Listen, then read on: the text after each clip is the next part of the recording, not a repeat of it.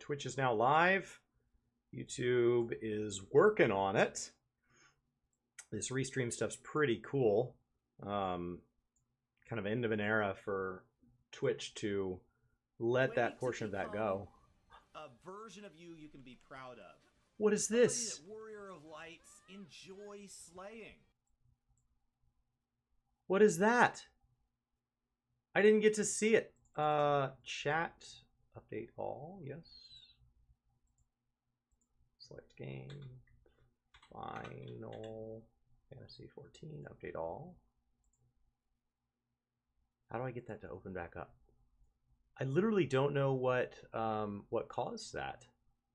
That was so cool that just like worked. Because I didn't set that up. I said I was going to get that stuff back up, but then I didn't. And then I can't get chat working. So I'm going to get chat fixed here. I'm in. Yes, yes. New comments will display here. Okay, but where? All right. While that figures itself out, we're going to get going here. Restream channels. I don't know how to get the Restream app. Restream. Is a Restream an app? Does anybody know here? Today, the goal is to get through the video content from the media tour. There we go. Hello. Now I'm seeing chat. Perfect. Flawless. Doing great. So that was what I needed. So I can see the chat. I'm much quieter this stream. Okay. Compared to Ginger Prime. I think it's because I have a compressor on. So I put a compressor on my mic over here as opposed to I don't when I'm on the podcast. And that is because it allows me to yell here. Like I can shout. And that was loud enough that you'd be able to hear me on the other side of the house, and it shouldn't like blow your eardrums. But it does mean I'm a little bit quieter on the short end. But it also allows me to whisper, and it doesn't doesn't totally drop me all the way. So it brings your quiets up, your louds down, but it does mean that I can only get so loud. But I'll do my best speaking to the mic. The goal today is to get through more media tour coverage. For anybody that did not catch the stream yesterday, we had a... How do I just show this?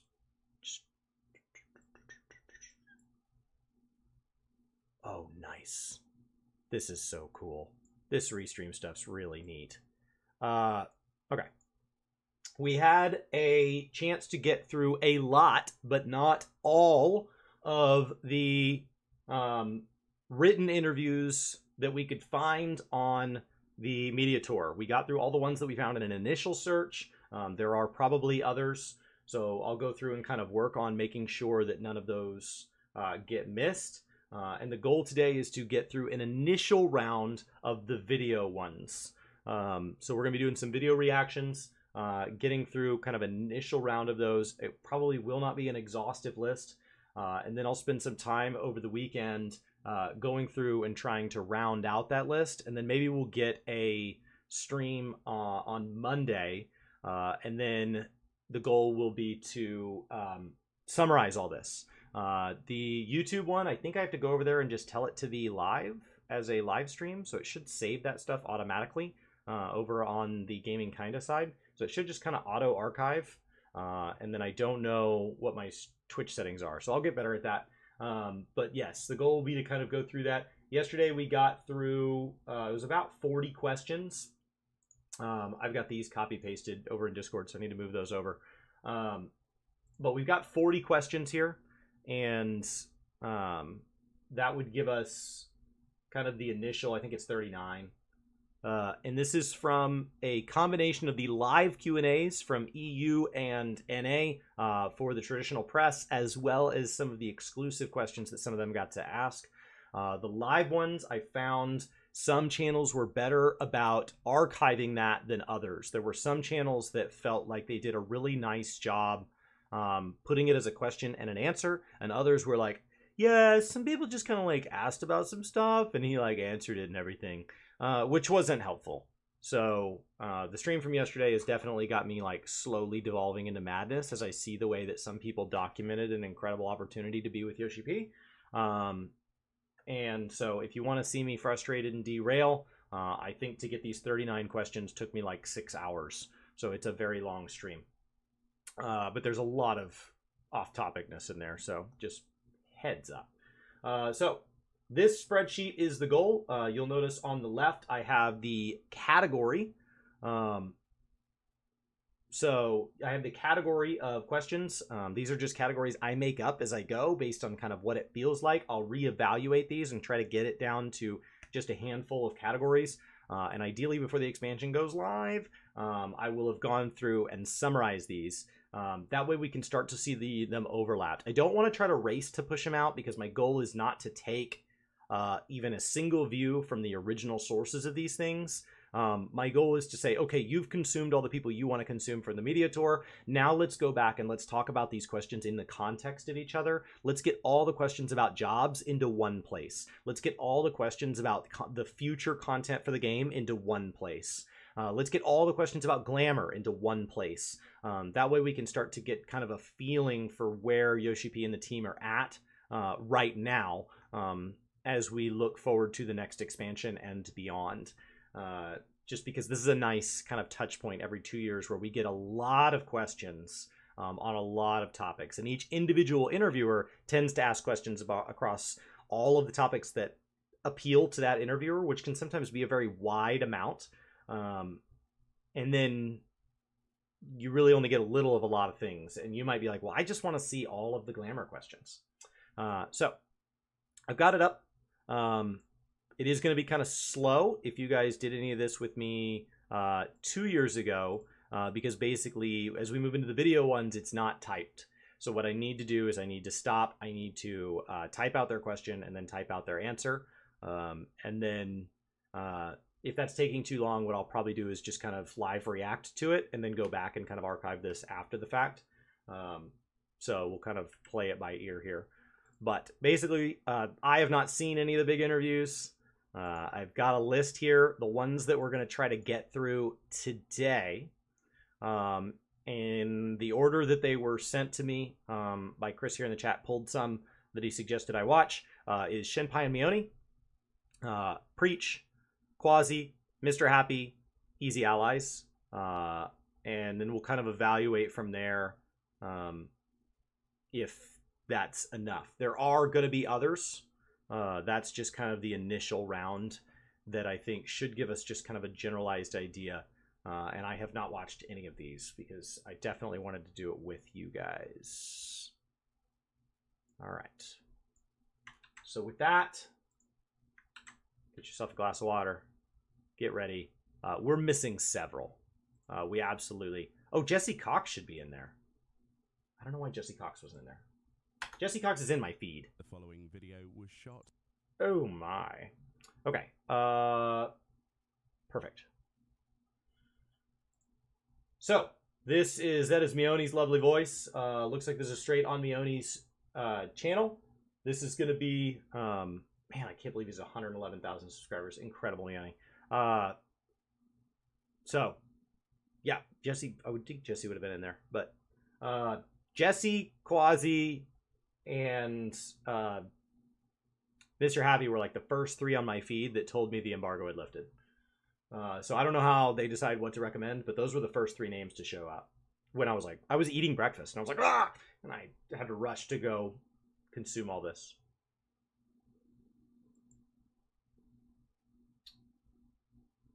Let me just jump to the middle real quick and just gauge volume.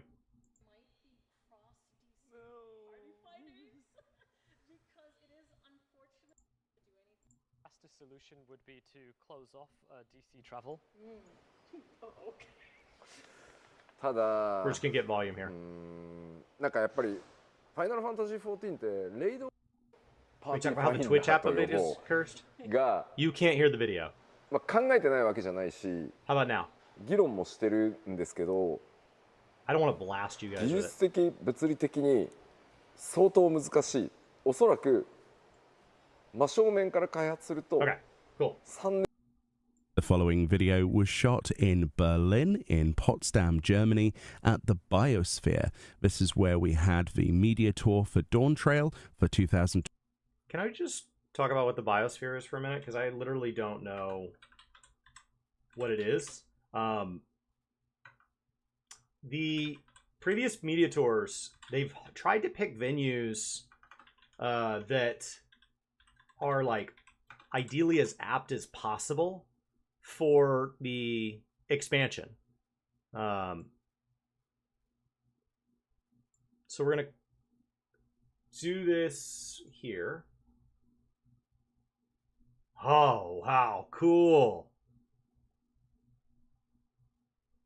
How cool. So when I got to go to the Shadowbringers one, the NDA says I can't disclose the venue, but effectively, we were in a large high-ceilinged space that had big drapery coming down that kind of filtered the light that came in, and it was all this like blacks and purples, and they had the computers in these little light parties, and then there was like a stage set up, and so it was this very like dark shadow. It's very cool. Very cool. And then the EU one was kind of set more as like Crystarium was kind of the theme for the handful of photos that came out. And so I think, like, I still have my photo with Yoshi P. I keep it on my phone because it's possibly one of the coolest gaming experiences I'll ever have. So I am not at all upset that I was not invited to the media tour. But having been to a physical one, I will always treasure that. I understand why people like physical ones because it's an incredible opportunity to be in person. The digital ones, I think, allow them to invite a lot more people. So I think that would be kind of cooler for the community as a whole, but for the people that mattered. So I'm in this like dark wood paneled room. And that's Brian and me and Yoshi P. And it was just really neat to be in there. And he was on this like plush red velvet couch sitting across from us. The couch we were on, they just kind of pulled into the room, but like it was really photographic how he was sitting for the interview. And so like the physical locations, I hadn't had a chance to kind of see where none of the press outlets kind of mentioned what it was like. 24, I was graced by the presence of Shenpai, and we sat down and we talked to Naoki Yoshida, the producer and director of Final Fantasy XIV, to ask questions limited and based on what we were playing in the demo for the media tour. So everything that we talk about may or may not be representative of the final version of the game, and of course we obviously went into great lengths to questions that we had already thought about beforehand. So hopefully you enjoy this. This is basically you're about to watch a content creator like myself living the dream. I cannot believe I got another opportunity to ask some questions to the man himself, and I'm eternally grateful to Square Enix for arranging this and the entire thing. It has been a fantastic memory that I will never. It's also worth mentioning that the Biosphere, the location that we had the interview, is actually like a jungle area. It's half zoo, half botanical place, so you will hear birds and people in the background. So for that reason alone, the audio isn't great.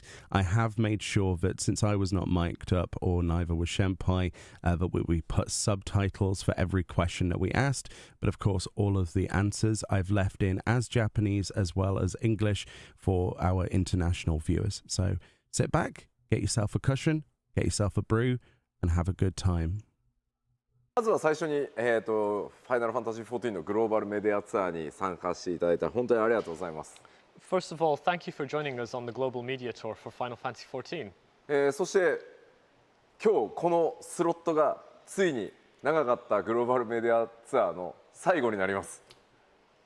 And actually, this is the final interview slot for this very long Final Fantasy XIV global media tour. もちろんね、お二人も朝から参加していただいて疲れてるとは思うんですけど、できるだけ楽しくやりたいと思いますので、45分というちょっと短い時間ですが、ぜひよろしくお願いします。And of course, I know that you've been here right from early in the morning, so you must be tired, but I really would like us to have fun in this interview today. そして一番大事なこと、いつもファイナルファンタジー14のサポート本当にありがとうございます。And of course, the most important thing, thank you for always supporting Final Fantasy XIV. ではよろしくお願いします。 Okay, we can get started. Well, thank you so much for the opportunity once again. This is Okay, they are very not mic'd up. So I can barely hear him. There's no way that you guys are going to be able to hear him. So, question one. One thing I would like to ask is regarding the new faceware slot. This is that we are now separating out faceware slots to more of kind of like an accessory slot. Remember when we gave belts up? This kind of adds it back. So we're going to have, but that was a non-visual slot. So this is going to allow us to equip things like eyeglasses and ideally still have a hat on, is kind of my understanding of what it was. And so are all glasses now turned to faceware, and do face scarves also add to this? Keep in mind that this game it's kind of being baked onto an existing game. They don't take the game down and rebuild it from scratch. It has to be built onto a client where this is a live environment. And so the umbrellas were originally a piggyback off the mount system, and it caused a lot of weird behaviors with that, and understanding where it came from helped us understand that behaviors. And then over time, as that system evolved, it kind of grew into being its own thing. The face scarves add to this, like the Scarf of Wondrous Wit as an example.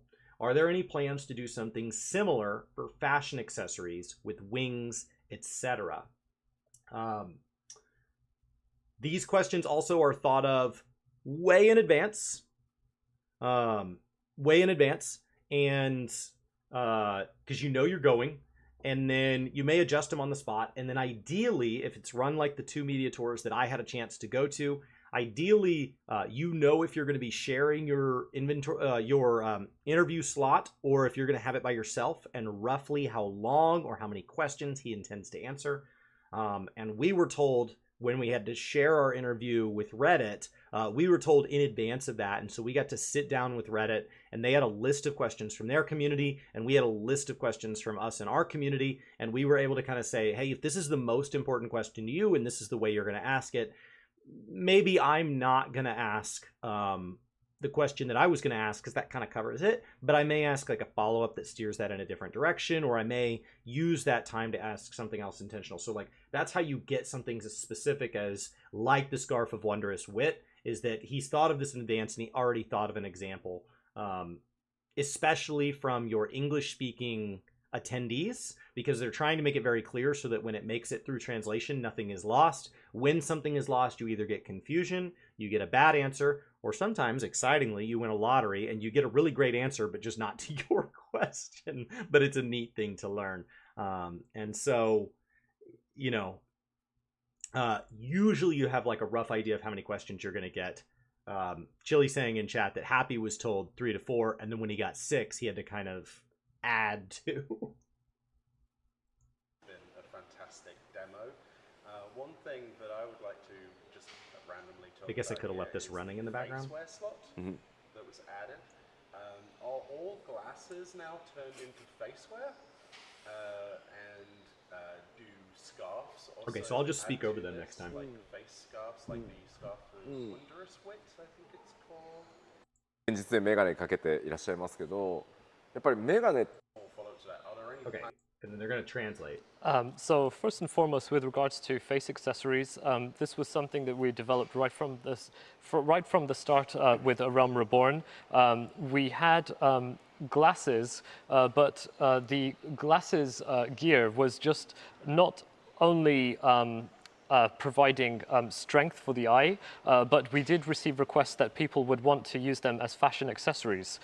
So when they would go into an encounter with full gear on their face, so if they had some gear that fully covers their face, the glasses would be gone. And also if they wore a cap as well, they would no longer be able to use the glasses.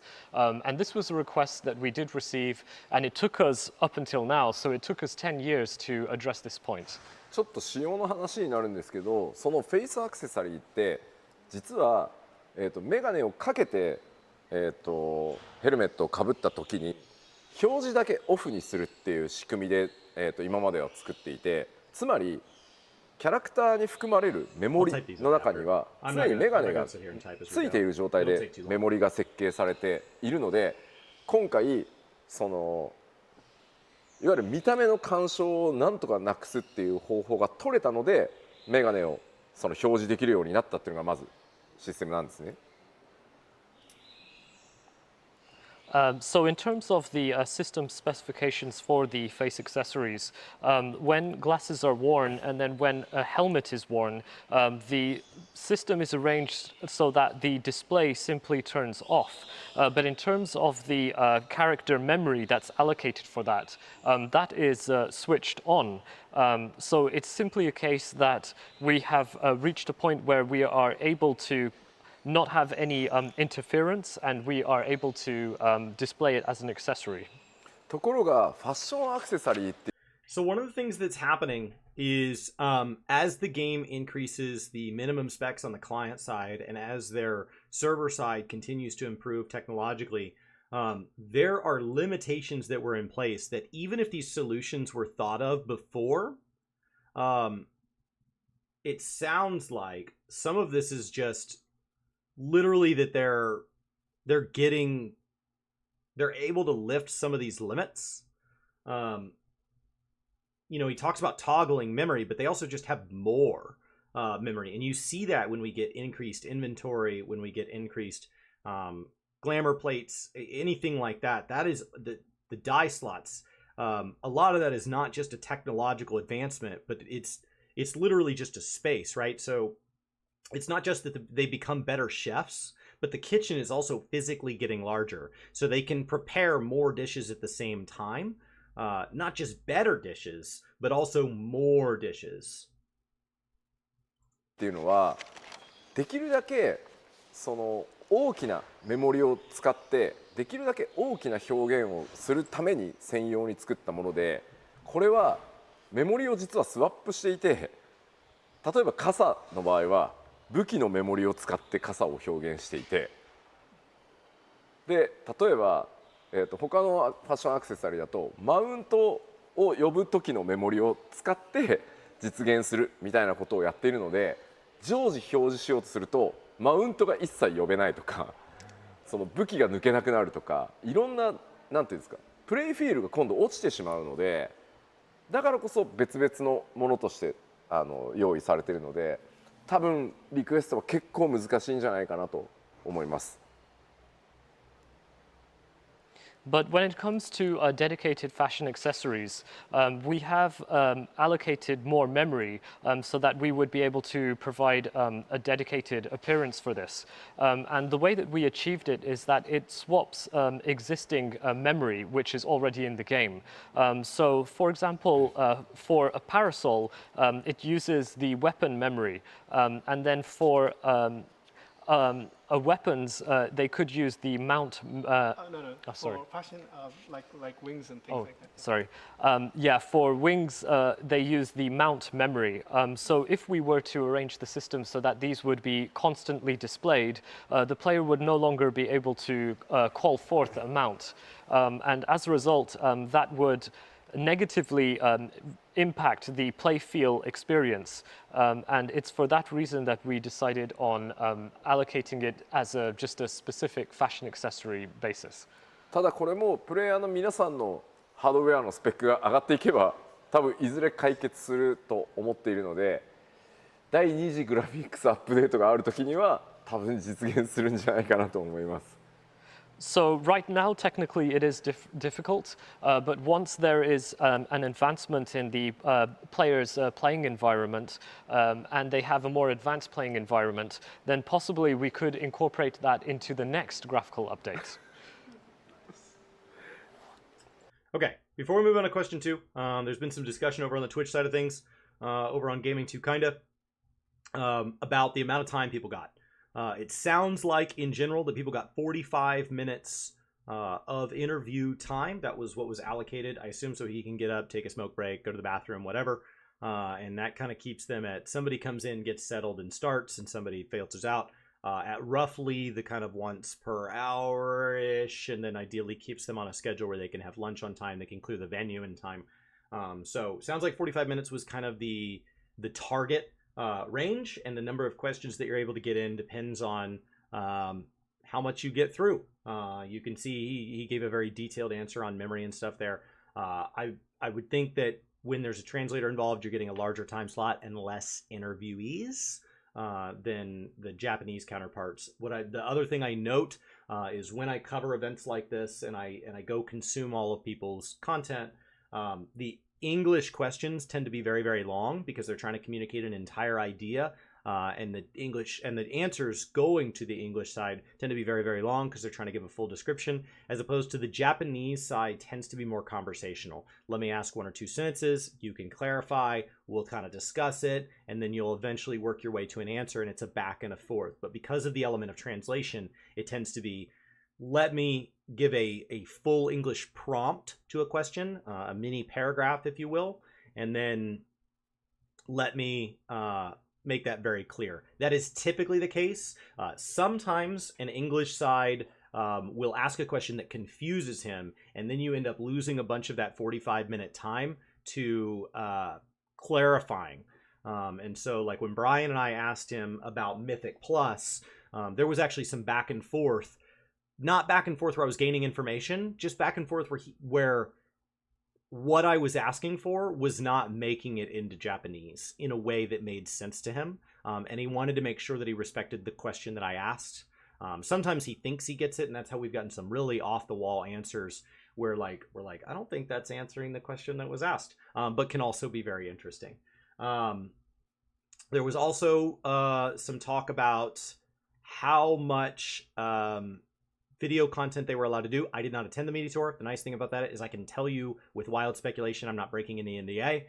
Maybe people are able to say it and they're able to be more clear. You think maybe they had 45 minutes of media tour footage they were allowed to use as well. The way that worked in the past for me is I've been to 2 media tours. One was digital, one was physical. The physical one, I was given a physical flash drive. And so the limit of the amount of footage that I could capture had to deal with the flash drive. The digital one, there was some guidelines around like, hey, be aware, we're going to transfer this footage to you. We were asked not to record anything on our local devices, and I did not. And then that footage was transferred to me. So, then you have to think about, well, how long is it going to take for them to basically take all these files and transfer these to each of the attendees, keeping in mind that the Digital Fan Fest was a lot more people than these physical ones. There's also some questions around like, well, what all are they able to record in that time? Because some of the press interviews make it seem like they were just playing the game. It's usually going to be just 2 of the zones, and they're going to pick the least spoilery of the zones. Doesn't mean they won't have incredible story beats, but the idea that when you're in the zone and all the NPCs and text and stuff has been stripped, that they on their own is not, it doesn't tell you anything. So, it would likely be, and then usually there's the capital city, but not the secondary city. So I think Crystarium, we were in Crystarium, but we were not in Yulmore. And so Yulmore was new and exciting for us. You get to run the least spoilery of the dungeons, which is usually going to be your first dungeon. It is not a guarantee that every media tour will be the first dungeon. I believe this time it sounds like it was the first dungeon, but the goal is to be the least spoilery of the dungeons, keeping in mind that they're stripping out boss audio. They're stripping out, there is no loot table. I think so. They're pulling things out that would maybe clue us in on things. And then that's kind of it. You have access to all the classes. And this all takes place over like a single day. So you're talking 6 to 8 hours. And in that time, you're going to have a presentation at the beginning that's going to kind of go over it. There's some disclaimers on what you can and can't do. And then like they do ask you, if you see something's glitchy, like if you disconnect, please don't make a video about like, I got invited to the media tour and there was like disconnecting, so the expansion's going to suck. It was like, hey, please focus on the content. Like, we've worked really hard to provide a slice of content for you. We're not asking you to say only nice things. but please focus on like the intent of the content itself. And then, you know, so there are some little guidelines like that, just common courtesy. In the past, they have had, when I've published videos, they've asked to pre-screen my videos, but they scrubbed them in like 20 minutes, all my videos. And so like literally they were just scrubbing through looking for, am I posting pictures of the venue? Am I showing footage I shouldn't show? And then you guys are saying they killed a hunt. We did get to kill a hunt at the last one as well. So when you're in the open world, you get to do a little bit of stuff. Killing the mobs doesn't tend to be very exciting, even if they're out there, because you are max level in max level gear. So you're not like you're overpowered for the level. So you don't get a full rotation off, as opposed to the S rank or A rank or whatever's out there. You get a chance to kind of kill. So I wasn't there, but this is just kind of like enlightening on this end. And then somebody asked kind of how much of this coverage have I made it through? I have made it through all of the press interviews that I could find. There's probably more. I'm just now getting to the video interviews. So some of the stuff I just said may actually be outlined. There's also probably videos from these creators going over how their experience was. I'm just trying to consume the questions so that we can put that in the spreadsheet. I guess I'll tie into it as well. Okay. Question 2. With the die channels being implemented, a big question constantly gets brought up, especially when it comes to glamour dressers, because it gets compared pretty often. If there's a future where the glamour system gets improved so that people can constantly get to their glamours without having to be the glamour dresser, as well as a more customizable character now that you're done with creating new races. The question is, because, especially in the new character creator, a lot of people are upset that specific things are tied to faces, like Al Ra with their horns or other such things, if there could be any improvements made. So there's a couple of assumptions in here. And so I'm just going to kind of outline this for anybody that's maybe new to the community, because Senpai and Mioni are both wonderfully generous and kind creators, but they've both been around and they know their stuff. The glamour system has been something that has improved a lot on the course of the game since ARR, but the vast majority of those changes have been around expanding, not fundamentally changing the way the glamour system works. The way the glamour system works within Final Fantasy XIV is very, very different than, let's say, yesterday I spent most of my time comparing the game to World of Warcraft, so let's stick with the World of Warcraft transmog as a alternative. But every game just about has a cosmetic system, so apply as needed. In World of Warcraft, you apply an appearance and it effectively hides the item and displays that appearance. But once you unlock an appearance, you have it. Think of it like the orchestrant's roles within Final Fantasy XIV. Your orchestrant scroll gets consumed as an item, and then you just have it in your log. Every time you hit play, it's not playing that exact item, it's just playing the music. So you're kind of toggling, I have this song unlocked, but I don't have that song unlocked.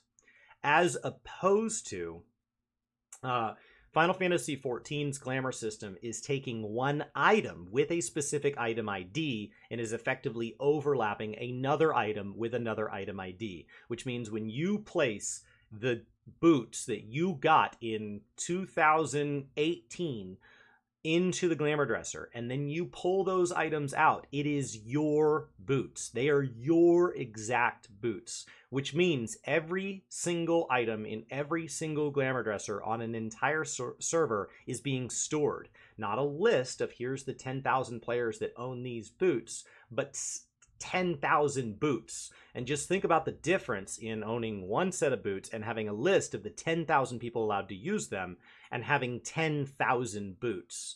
And so it makes the system very clumsy. It was thought of as a very neat idea, but in reality, when push comes to shove, I can't tell the difference between the appearance of my boots and actually getting my boots back. It's not like I can check the tongue and there's a little scrape in there from when I wiped in Sastasha. Like that isn't happening. And so it's made the system very, very hard to expand. And every time they expanded, it's been a labor of love. On the same side, they have the same issue with new races. World of Warcraft's races are just reskins of the same thing, which allows them to go back and say, okay, you have a dark and a light version of of something. Let's create a green version or a purple version. It doesn't matter. It's a reskin. That's not how Final Fantasy invents things. They redid the work every single time. And so that has made adding each race very complicated. And for any Roth or Vieira out there, you feel this because you cannot equip all Glamour items. You can't do it because your heads are not a standard head with an appearance applied to them. And for some reason, they've decided that they don't want to just let everything clip, even though we already have a lot of clipping in the game. So that means that they have said in the past that they're not going to add new races. Now, Chad has said that there is one of the interviews where it sounds like they might still do that, or Elio just said it in the podcast that was stated at the JP Fan Fest. But historically speaking, Yoshi V has said after we get male Vieira and female Roth, we are done adding new races because it's simply too expensive and it takes too long. So it's adding character changes has been very hard. World of Warcraft went back after a very long time of running the game and leaving it alone, went back and added new cosmetics to their races. They went back and added more faces, more body styles, and they just kind of facelifted the crap out of it. Final Fantasy doesn't have that flexibility because of the way their character creator works. World of Warcraft, you are literally choosing from a set number of faces and all of that. Final Fantasy, it's much closer to being all but a butt slider. It's not as good as what some single-player games are, but within the MMO space, you really are spending a lot of time on one character, but that means that every character is a little bit unique. And so it's made it very hard for them to allow people to get exactly what they want, because the amount of breadth that they put in the system is what it is, and it's hard to expand beyond that.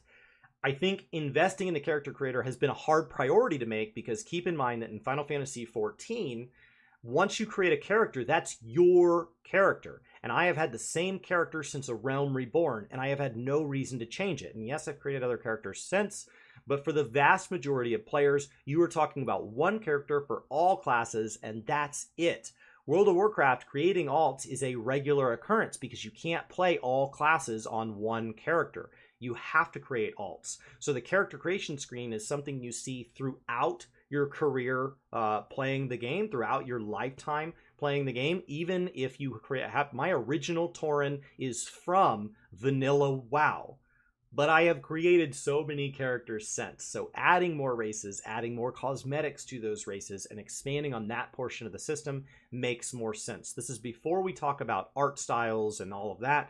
The games are just fundamentally different. But I think it helps show why you have some games that can go back and say, hey, there are a lot of things tied to faces, such as with the Al-Ra, their horns. Could we go back and say, hey, can we separate horns and let you combine any horn with any face, or have multiple horns assigned to a face where we have more flexibility in that way beyond the level that we have right now? And that's not a simple question. It's a very detailed question. That's why it takes up the whole screen here, as opposed to in World of Warcraft, where that just kind of happens.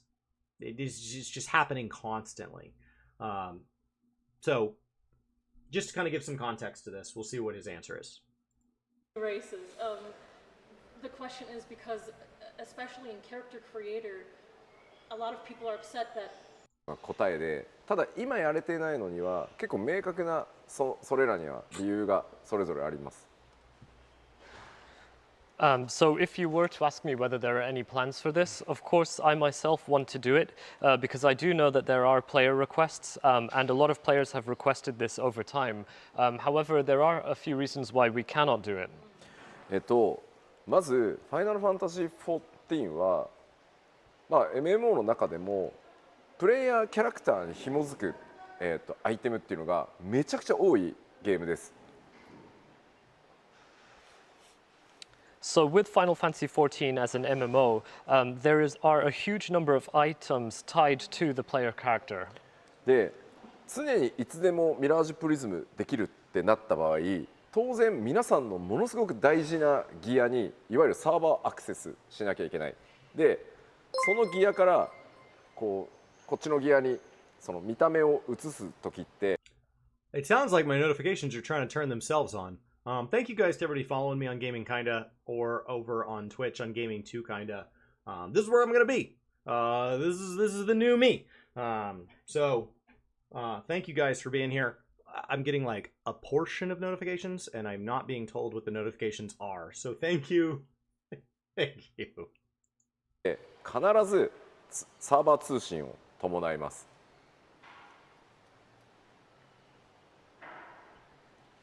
So when you would want to use a Glamour prism to change your Glamour, you would be referring to the gear, and there would be an access that's made to the server.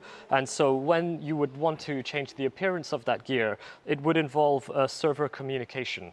でこれをどこでもできるっていうふうに考えると、実は皆さんのバッグの中以外にそのミラージュドレッサーの中に入ってるデータも皆さんには見えないんだけど、全部こう持って歩いてる状態になるんですね。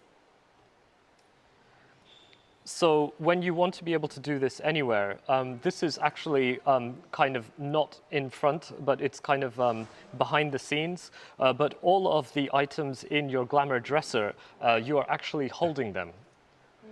それがものすごいサーバー We've heard this issue in games before, where you do something in development and you get it working and it's fine because you're playing on a server with 10 other test characters. And it's this idea that when you open up your cosmetic menu, you want to be able to quickly add and subtract things rapidly as you just go, I don't like that one, I like that one, I don't like that one, I like that one, I don't like that one, and you're just toggling through them. So the easiest way to do that is to just load all of it. So it's all loaded. But the problem is that if it's affecting your appearance the way it's going to display to other people, they can see all of it too, and not physically see, but like it's loaded. So it gets really bogged down. And the way 14 does this is actually the reason that we don't have glamour dressers in public spaces. So one of the things that you can guess when they talked about like Island Sanctuary, there was during a live stream when they first said other people will be able to visit your Island Sanctuary. My immediate response was, okay, so it won't have glamour dressers, and that's because you can't have one without excluding the other. They are mutually exclusive. At least to date, we have not had the ability to have free access to all cosmetics in common spaces. This is why you can't have a glamour dresser in like just out in an inn. You have to have it in the inn room, because it's really meant to kind of like section you off, because they're trying to keep it from loading onto hundreds of people's clients. Like that's the objective, is they're trying to keep it from just populating memory.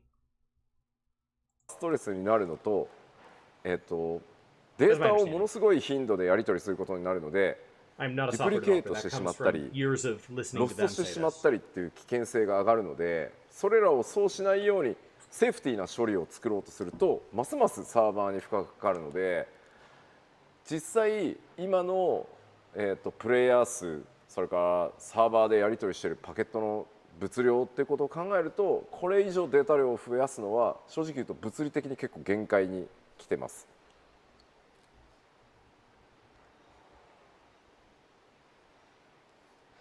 So when you would go through that process, it would increase the amount of server stress, and that would also increase the amount of data communication that's required.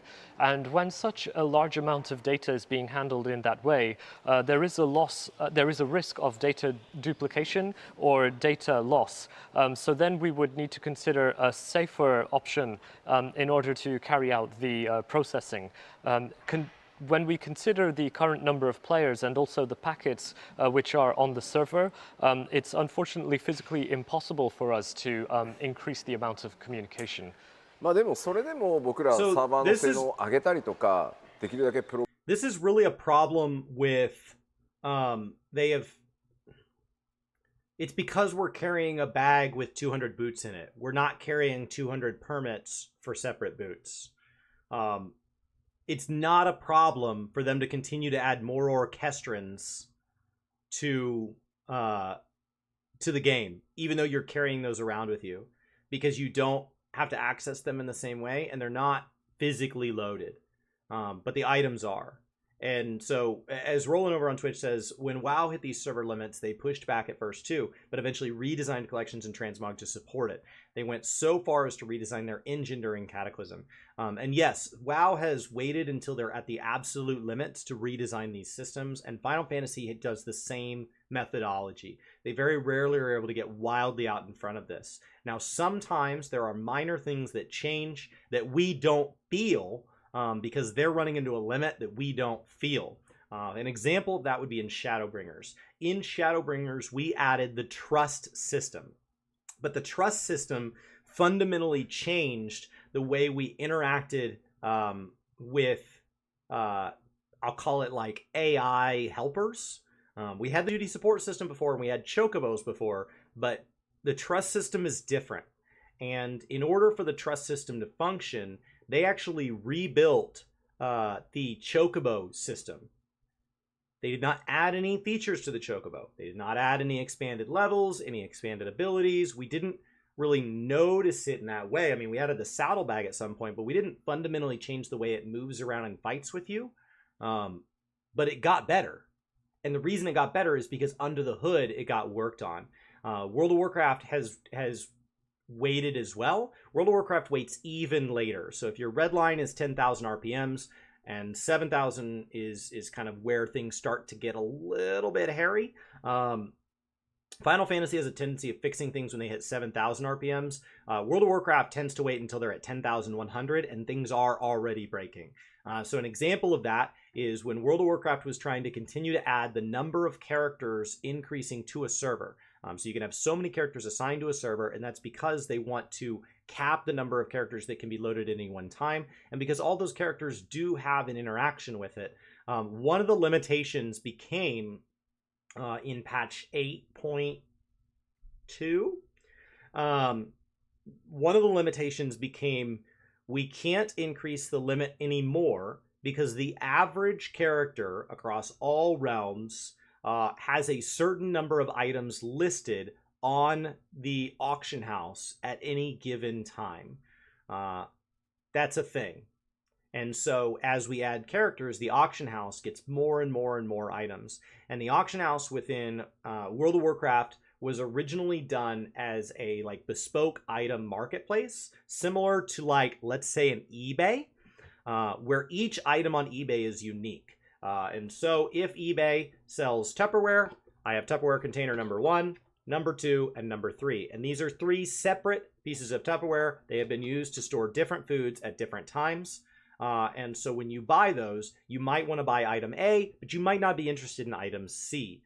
And so the total number of items was much like Final Fantasy XIV's Glamour system, where the total number of items was physically bearing down on the server.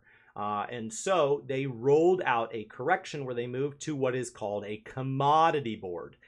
This is closer to how Guild Wars 2 does things, where we realize that in an MMO, you're not buying 3 different Tupperwares. You're buying Tupperware. And we can have one of them, we can have a million of them, it doesn't matter. They're all an identical item ID because we don't track durability on Tupperware. When you buy one, it's just good, right? When you buy a fish, it's just good. And they kept that eBay marketplace in place for specific things. When you have things like gear with enchants on it, that piece of gear is unique.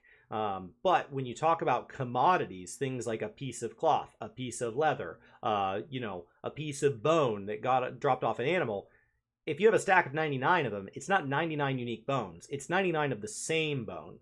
And that allowed them to rapidly consolidate that. But by waiting until they got to 10,100 RPMs, the rollout of the commodity, the new auction house in World of Warcraft was a complete disaster for the first couple weeks. So ideally, Final Fantasy tries to get out in front of it and avoid those kind of Raubon extreme type moments. But these are the limits he's talking about. When you talk about if you wait and you just push this, you could start to see item duplication. You could start to see item deletion. And we don't want to do that. So that's kind of where he's coming from here. プログラムを最適化することで少しずつできるエリアとか範囲は広げてきたので、ちょっとそれをまた引き続き地道に続けさせてもらえると嬉しいです。But we have been looking at increasing the processing ability of the server and also our efficiencies. So it would be appreciated if you could let us take time on this and work on it. であとはまあその角の形を自由に変えたいとか角の大きさを自由に変えたいとかいうのも、まあ実は今やっぱり基本的には同じ問題で、パラメーターがさらに多くなれば多くなるほどサーバーでやり取りしなきゃいけないデータっていうのは増えるのと、皆さんが例えばここに5人行ったとしてもこの間でものすごいデータのやり取りをすることになるので、それがパラメータ増えるとますます1データのやり取り自体がめちゃくちゃ増えて、やっぱりラグの原因になったりとかそうなってしまうので、やっぱり慎重にしなきゃいけないのでなかなか増やせないっていうのが正直現実なところです。ただ繰り返し言いますけど、やりたくないわけじゃないので頑張ります。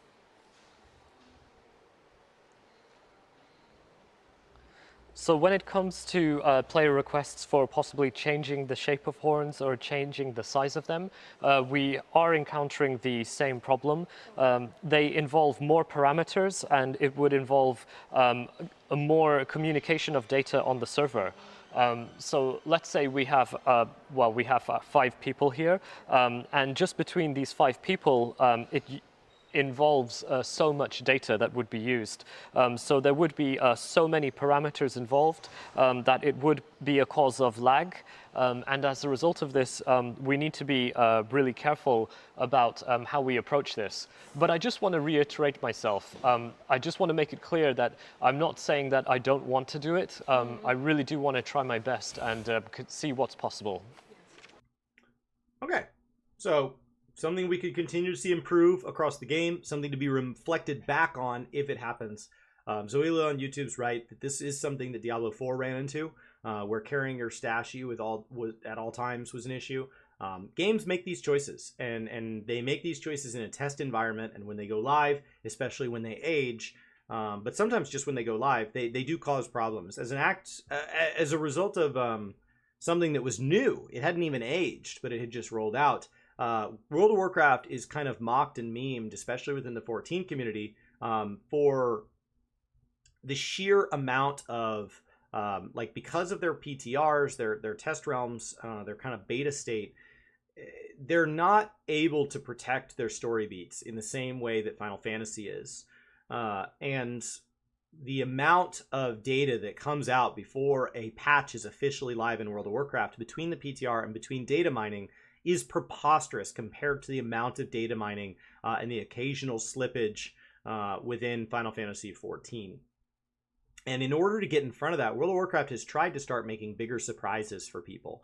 And one of the aspects of bigger surprises is not just the surprise itself, but it's the curtain that keeps the surprise a surprise in the first place. A big reveal is not any more of a surprise if it's revealed before the moment.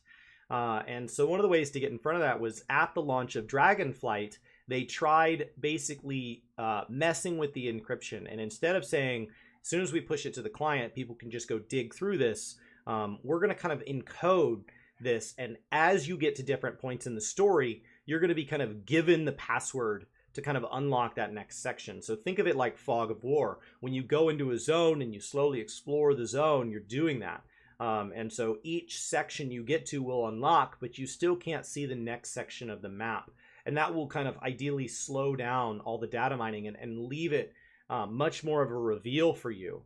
The problem was that in order for your client version to understand what it did and did not have access to, rather than just having access to everything and you being gated by how far you've progressed, is it had to constantly be making a request. So it had to kind of pick up the phone and call into the server and say, hey, my current status is 1178. And the server had to go, okay, 1178, you're good. You've got the amount of data necessary for that. And then it had to call in and say, I had 1179. Well, 1179 doesn't fundamentally change anything for you at this time, but thanks for calling. Okay, well, now I'm at 1180. Once again, don't call us until 1196, please. It's not really changing anything. Okay, well, I'm calling in about 11991. And it's like, you're not listening. And so what was happening is it was getting hit with requests from every single player constantly. And it got to where the people who were out in front, the people who were on the cutting edge of this, were running into enormous lag spikes on the front end of that wave of people that all try to level really aggressively at the start of an MMO. It was too many people requesting too many checks too quickly, and it shut the whole game down. It was a system that was designed very beautifully in a test environment, but really could not work in a live environment. The difference here is he's talking about new ideas, right? 2020, 2021, 2024 ideas for a game that some of these systems were designed and built and have slowly been kind of bolted on, since like it's been over 10 years now. So the technology just wasn't even the same. So even before you talk about good intentions, bad implementation, this could have been good intentions, good implementation. It's just old. Okay, next question. One thing I noticed in particular in the demo that we played at the event is the beautiful new glide animations with the Griffin, the Chocobo, Arimon, and the Magitech unit. Wow, they got to try a lot of mounts. They are fantastic. Are there any other types of special animations planned for mounts? For example, I would love to see your character struggling to hold on, but having an animation where they possibly nearly fall off as it moves. This has been something that has been changing over the last several years. Guild Wars 2 has the best mount system of any MMO, hands down, bar none. I don't think anybody has ever put up a game as a good alternative to the Guild Wars 2 mount system. But one of the things that the Guild Wars 2 system does that could be implemented within a simplistic mount system like Final Fantasy's, where it's effectively a movement modifier that allows you to move back, left, forward, right, and now up, down, as soon as we added flying mounts to the game, which has been a while now, but, still, is effectively, it just sits there. It's a perfect helicopter. World of Warcraft responded to this in Dragonflight by adding a second type of mount movement called dragon riding. It piggybacks primarily off of two of the mount type movements from Guild Wars 2 and creates almost a mini game where you have a couple of abilities, a small tech tree to kind of decide that, and it allows you to mess with the acceleration and deceleration through actively controlling it, which fundamentally changes the way you view the world. It fundamentally views the way you view big drops, big rises, high points, low points, and it just changes it. It's just a different experience entirely. Whether you like it or not, it did fundamentally add a texture to Dragonflight as an expansion that just hadn't been there before. And it's time for Final Fantasy to answer that. This expansion, we are not fundamentally changing the way mounts move, but we are fundamentally changing the way they are animated. So rather than having a perfect helicopter that can just stick its arms out and can just move back and forward, up and down, is now, when it is appropriate, we can have something that leans into a turn. Now it seems like, based on its face, what they're going to do is they're going to create a handful of animations, and then they're going to kind of create these buckets of mounts and say, this is a Griffin style mount, and so it moves like this. And they're all going to move identically. And so on and so forth. And so it sounds like, they put several in the demo for them to try, so that maybe they could see different ones, as opposed to past media tours where we've just had access to the collector's mount and the Chocobo. So that's a shift there because they clearly wanted to show that off. And so the question is, how far are you going to go with that system?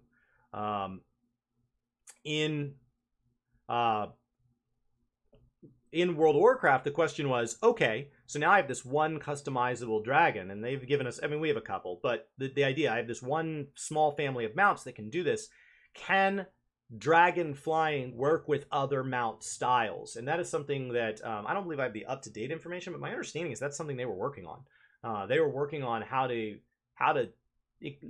repeat that system, but not in the same way of Guild Wars, where we're going to have different systems for different mount types, but just how do we make all flying mounts capable of the same thing? It is something they were at least looking into, and so I think that they're going to bring that, as Amanda Gray over on Twitch says, the dynamic flight to almost all flying mounts, just so that people can have that option. It would be nice if they created a really fun ground mount style, and then all ground mounts could have that option as well. WoW's gone through a couple of different iterations. They had water walking mounts at one point, and then they tried doing mount gear, where maybe you could take the attributes off one mount and apply it to another.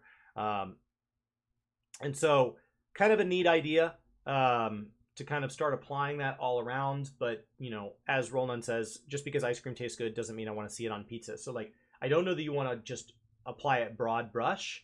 But maybe if you could get things down to a moderate number of categories, you could start to say, okay, all birds have the chance to kind of fall off a little bit, and all, you know, all things that were held on to like this, we kind of go, you know, and like, can we create some animations that it's like, okay, here's 13 mounts that can all make use of this new animation, and we'll just build it in from time to time as either an idle animation or a movement animation or something like that.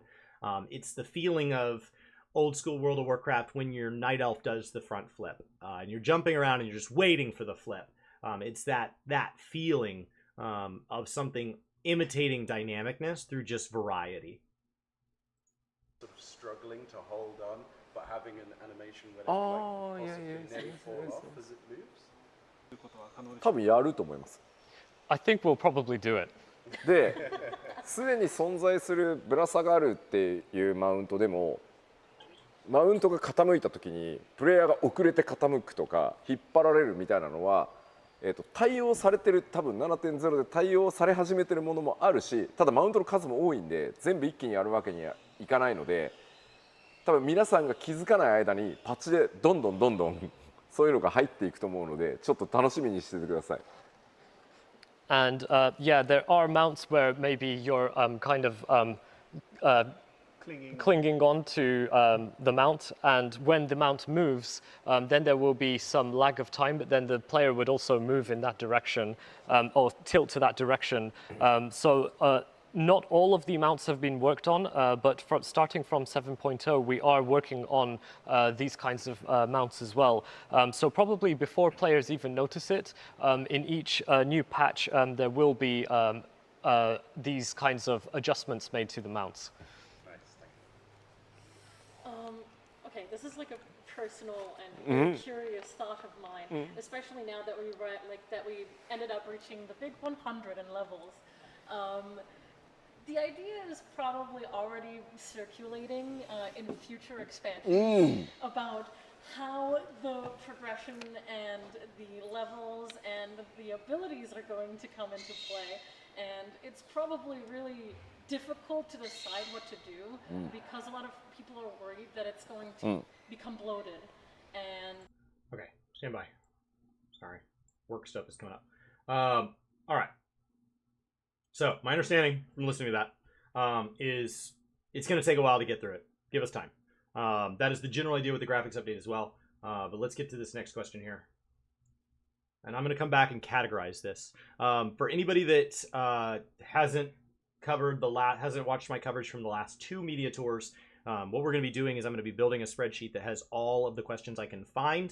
It won't be nearly as big as last time because they didn't give nearly as many interviews. And then we'll categorize all that and I'll put those out. I cannot promise those out before the expansion because now I have a full-time job that keeps me busy. It was supposed to be like 36 hours a week and no work outside of work. You guys have jobs. It doesn't always work out that way. Okay. Behind the scenes question. This is a personal and curious thought of mine. Especially now that we ended up reaching the big 100 in levels. This idea was probably already circulating in future expansions about how the progression and the levels and the abilities are going to come into a play. It's probably really difficult to decide what to do because a lot of people are worried that it's going to become bloated. The question is, do you guys already have a plan for that? Or are you still thinking about what you will do with it?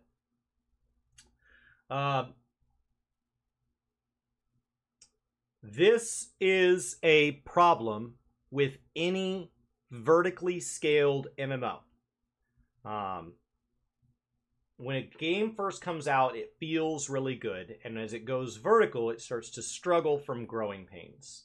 I said this within the New World community and got mocked openly because they said it's not a vertical game. And I said, you cannot call a game that has not yet had an expansion a non-vertical game. It is most likely a vertical game based on the things that they want to add. And then when it turned out to be a vertical game, I keep checking the mailbox, but I didn't get a single apology. So we're all familiar with it here. You've all felt it.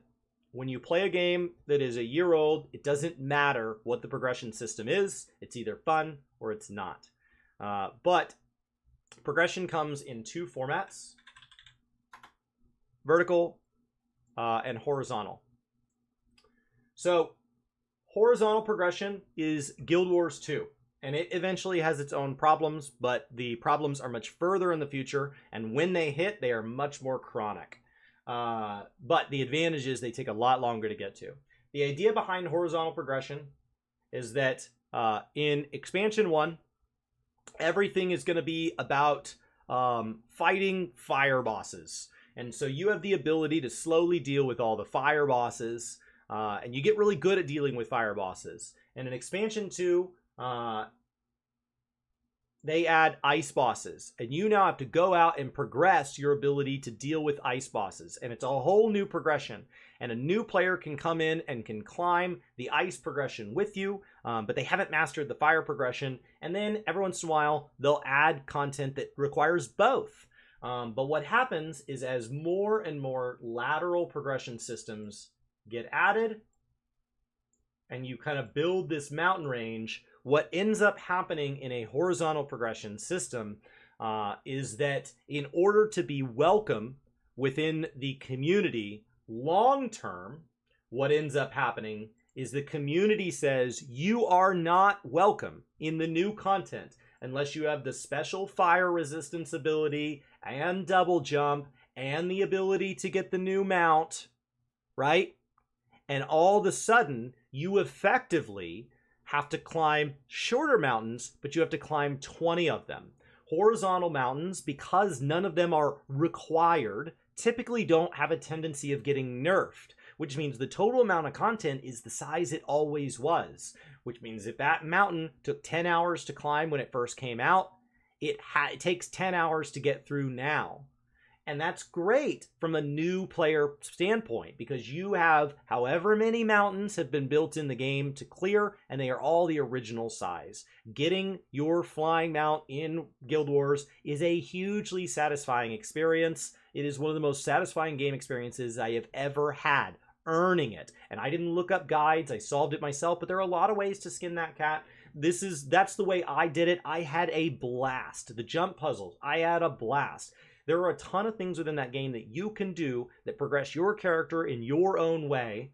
But as soon as you get into the meta-based portion of the community, you can quickly end up where the community says, yes, there are 500 optional mountains. You can climb them all at your own pace. But if you want to be welcome with us, you are not welcome until you climb the 150 mountains that I climbed over the last 10 years. And that is where it becomes problematic.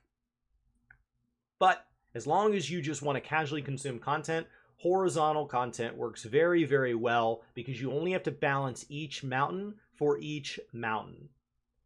Vertical progression is this mountain right here when it first comes out. But it's effectively a treadmill. So what we've got is a treadmill. And the person who runs to the front of the treadmill is up here. And they've got the speed set to 9, and they are sprinting, and they are leaning all the way up against the bar. And they are way on the front end, okay? And so they are running so fast, right? Now, when we move to players that are not able to put in the same time, energy, effort, or skill level, we have players that are just casually walking. And they're way back here.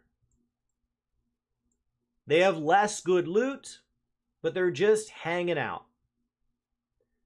Now, eventually, the sprinter gets to the top of the mountain and the walker gets to the top of the mountain, and they occupy this space together.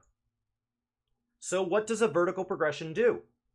Well, we go ahead and we say, you know what? That's not really the peak. The real peak is up here. And we enhance things like item level, character level, and we add to it. So the game gets bigger, but it more importantly gets taller. So now you aren't trying to get to level 60, you're trying to get to level 70. You're not trying to get to level 70, you're trying to get to level 80. So what ends up happening in the long term is you have people that say, the thing I have always wanted is this lovely little house right here. Now, if I want to get to that house the day it comes out, I'm going to have to be the runner. But if I'm willing to wait until relative, right? If I'm willing to wait until the mountain effectively puts that house here, I can walk to it. It is not hard to get mounts from old raids. You can solo old raids. This is vertical progression. Nobody's impressed that you're Heaven's Word level now. However did you do it?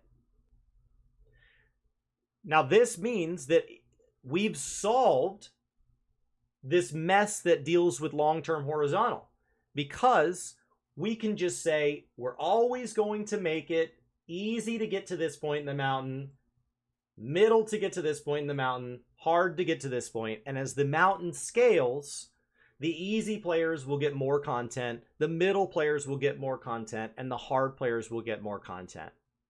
And anybody that is worried about, I don't want to have to go, right? If the walkers are down here, right? And then the joggers are right here and the runners are up here. If I don't want to be a runner or I can't be a runner, I can wait, and eventually the vertical progression will tumble its way far enough down the mountain relative that it's available to me. That's vertical progression versus horizontal. Now, I mentioned how horizontal becomes problematic. Vertical sounds like it solved that. Except that the problem with vertical progression is A, it cheapens content long term. So even a player who's only been playing a game for 2 or 3 years can suddenly say, I'm bored. They can claim that. I'm bored. How are you bored? There's all this stuff down at the bottom of the mountain in a big giant heap that none of it's hard or rewarding anymore. Don't you want to go try all that stuff that's 10 years old and out of date and won't progress you in any way? Don't you want to do that? And some of us do. Some of us achievement hunters and cosmetic hunters want to go do all that stuff. But it's not weird that somebody that climbed to the top of the mountain and is standing at the top of the mountain doesn't want to go do the crap that's rolled to the bottom. That's not bizarre. It just isn't. So it doesn't have the same longevity because it doesn't preserve each mountain in its original size and scope. It makes each mountain a foothill of what it once was. And things like level sync can try to help it, but unless you lock them away like ultimates where you preserve them in a glass jar, it still doesn't make people thrilled about it. It just makes me capable of being at your point on the mountain. It's not like people are like, my favorite part of 14 is to do the leveling roulette over and over every day. I log in and do 20 leveling roulettes a day because it's my favorite thing. It's better, but it is still vertical progression and still struggles from that. So how do we invite people to climb this mountain when they have made it to their version of the peak? They've made it as high as the walkers get to go, the top of the tree line. Or they've made it to where the joggers get to go, the highest point you can get to without oxygen. Or they've made it to that world first level where they're standing on the peak. They've summited Everest. They're a big deal. once they've done that one expansion, and then they've watched that point, whatever point it was, get kicked down the mountain, only to reestablish a new tree line, a new line you can get to without oxygen, and a new summit. And then they go, okay, cool, I'm going to climb it again. And they climb it again, and it gets kicked down again. And they climb it again, and it gets kicked down again. And they climb it again, and it gets kicked down again. At a certain point, you see people go, I don't want to be a sprinter anymore. I want to be a jogger. I don't want to be a jogger anymore. I'm going to be a walker, because what is the point? It doesn't matter. None of it matters. I work so hard to get BIS, and then they come out with a new BIS. None of it matters. So they have to continually put new and exciting things in the game. They have to continue to say, we're going to add new abilities to the game. We're going to add new loot systems to the game. But the best way to do that is to just bolt them on. Because we didn't design a base system where the game was meant to cohesively deal with 27 mountains simultaneously. It's one mountain. So it can't be, well, I'll just have my fire ability equipped when I'm fighting the anti-fire boss, and I'll have my ice ability when I'm on the ice mountain fighting those bosses. No. I've got one set of abilities for the whole mountain. So you have to add in legendaries. You have to add in new abilities. And what does that mean? Well, that means that our total number of actions, our total number of loot system grows and grows and grows. And you get to the point where it's like, well, to play this game, if you play it like I do, you have to do dailies and weeklies and stay on top of this tome and this coin and this little token and turn in this thing each week. And it's exhausting. But from an ability side, it means my rotation is made up of 20 buttons, 25 buttons, 30 buttons, 40 buttons. So the answer to that is to also pull these systems out. You have to one at a time say that one doesn't make sense anymore, we're not using it, and you have to either make it obsolete or you have to delete it. So you either have to write over it, where there's just a new ability in the old ability's place after you get to a certain level or a certain point of progression, or you have to just literally prune it. Well, either way, what happens to the people behind you? If that ability is a core part of what made level 20 fun, but it is worthless now that we're talking about level 80 or level 100, so we delete it, what happens to the level 20s? Well, if we leave it in and we fly up the treadmill, now you're teaching me something just to take it away. That doesn't feel good for a new player. So I have to either be boring or deceitful. I have to tell them this is important only to get rid of it. Or I have to tell them this is important, oh wait, it doesn't exist. I'm just telling you stories about back in my day, and you're still sitting there with the same 1-2 combo for the first 40 hours of a game.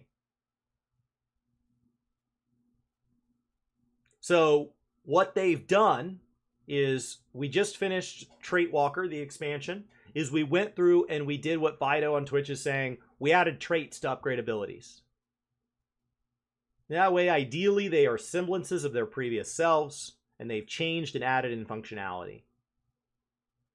But even then, how many times can we do that before it'll either feel not rewarding enough, not different enough to justify climbing the same mountain yet again, or it's going to get convoluted and bloated in its own way. So how do we deal with bloat is the question here. So that's what they're asking, is as we start to get to 100 levels, 100 levels, what is the plan? There are a lot of systems out there to tackle this. All of them have their own strengths and weaknesses. 100 in levels. The idea is probably already circulating in future expansions about what's the plan in this expansion? More importantly, what's the plan beyond this expansion? Abilities are going to come into play, and it's probably because he said he doesn't just want to go to 110. To decide what to do because a lot of people are worried that it's going to become bloated. And the question is just Direct answer of what we're going do with it. そのものズバリを今答えるわけにはいかないので、どう考えているかだけお話します。Of course, I can't really provide you a direct answer of what we're going to do, but I would like to give you a little bit of insight into what, along the lines of what I'm thinking. 単純にこのままレベルキャップを上げ続けてプレイヤーのステータスが上昇すると結局のところまたいつかどっかでデノミネーションをするっていうことになってしまうのはまさにその通りです。So simply put, if we just increase the level cap and we increase pushing up the players' stats, then we will reach another point where we would have to do the delimitation of values. でそれが例えば次の拡張で限界が来るのかその次の拡張で限界が来るのかっていうところは、僕らは計算できるので、大体予想はついてるんですけどやっぱりさすがにそんなにデノミネーションっていうことをやるべきじゃないなとは思ってますまず。And of course, with regards to the question of whether we would reach that point with the next patch or whether we would reach it at the patch after that, we can calculate, so we can kind of forecast roughly when we would get to that point. But I think simply repeating that process of delimitation itself is not the way we should proceed. で今我々開発チームが考えているのは一番大事なのはレベルじゃなくてどうやってプレイヤーの皆さんがその成長を感じられるかっていうところが一番大事なことだと思っているのでその成長をどう作っていくべきかそれには本当にいろんな方法があると思います。So what we are thinking about in the development team is not simply just leveling up, but how to kind of incorporate a sense of growth for the player character and how to create that. That's one area which we are really working on. 例えば All right. Inevitably, before we even talk about skill bloat, we have to talk about DPS bloat. DPS is a number that can get bigger and bigger, but at a certain point, when you move from doing 11 damage up from 10, like it feels big. When you pick up +1 damage, you're like, whoa! But when you move from 10 million to 11 million, what is a damage? Like, what is a damage? 1 damage. So when the flying text in a game starts to have exponents on it, who cares? For any of you that play clicker games on your phone or incrementals or anything like that, there is a certain point where the numbers get weird. This also gets hard for the game to track. This is something he's talked about in the past.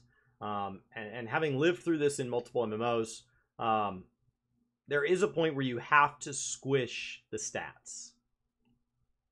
Now, in theory, it does not matter what the number says. It matters what it feels like. Right? It's not the size. It's the motion in the ocean. It doesn't matter. There's no reason.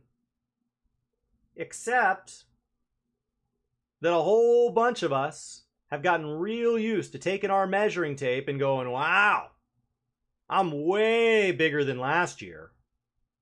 And so to tell me it's going to be fine, we're just going to shrink it back down to something more manageable, and it's going to feel just as good.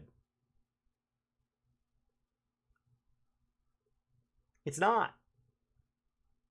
You've gotten used to doing 1,000,000 DPS. It's not going to feel good that you're now doing 1,000 DPS. So you either have to shrink it just a little bit, and now we have to shrink it every single expansion the same amount. We have to just keep resetting to reprogress the same amount. Every expansion, we end at 1,000,000 DPS, we start at 100,000 DPS. Whoop, whoop, whoop, every single time. Or we have to do one big squish And then every few expansions, we have to once again lop it in half. It's a normal procedure. It happens to a lot of games as they get older. Professionals are going to be there. They're going to be in the room. They're not going to remove anything that they weren't supposed to remove. It's going to be great. Either way, stat squishes suck. Level squishes suck. In theory, it should not matter. Because if the boss shrinks in total life, and your damage shrinks to match, if it takes 10 seconds to kill a mob in one expansion, it takes 10 seconds to kill a mob in the next expansion, it's identical.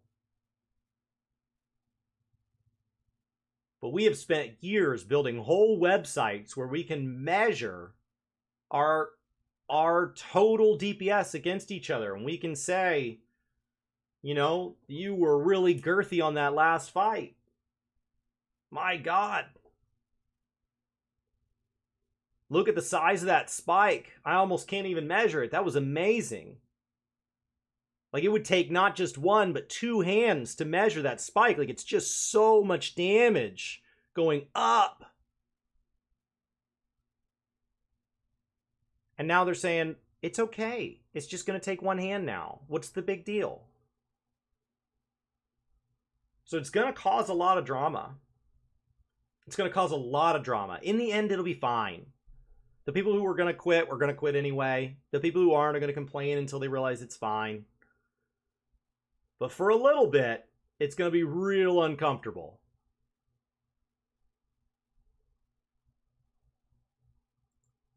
アビリティポイントみたいなものを稼いで、自分の好きなアビリティにポイントを振ることで、自分の好きなアビリティを強化する。それによって、そのアビリティのアニメーションがさらにパワーアップしたりとか、威力が上がったり、こういうのも成長の一つだと思う。Let's say, for example, there's a system where you would accumulate ability points. And this is just an example. So the player would have the option to allocate those ability points for whatever ability they would like to use them on. And when they use those ability points, maybe that would enhance the ability so that there would be a change of animation, or maybe the potency of that ability would go up. Okay.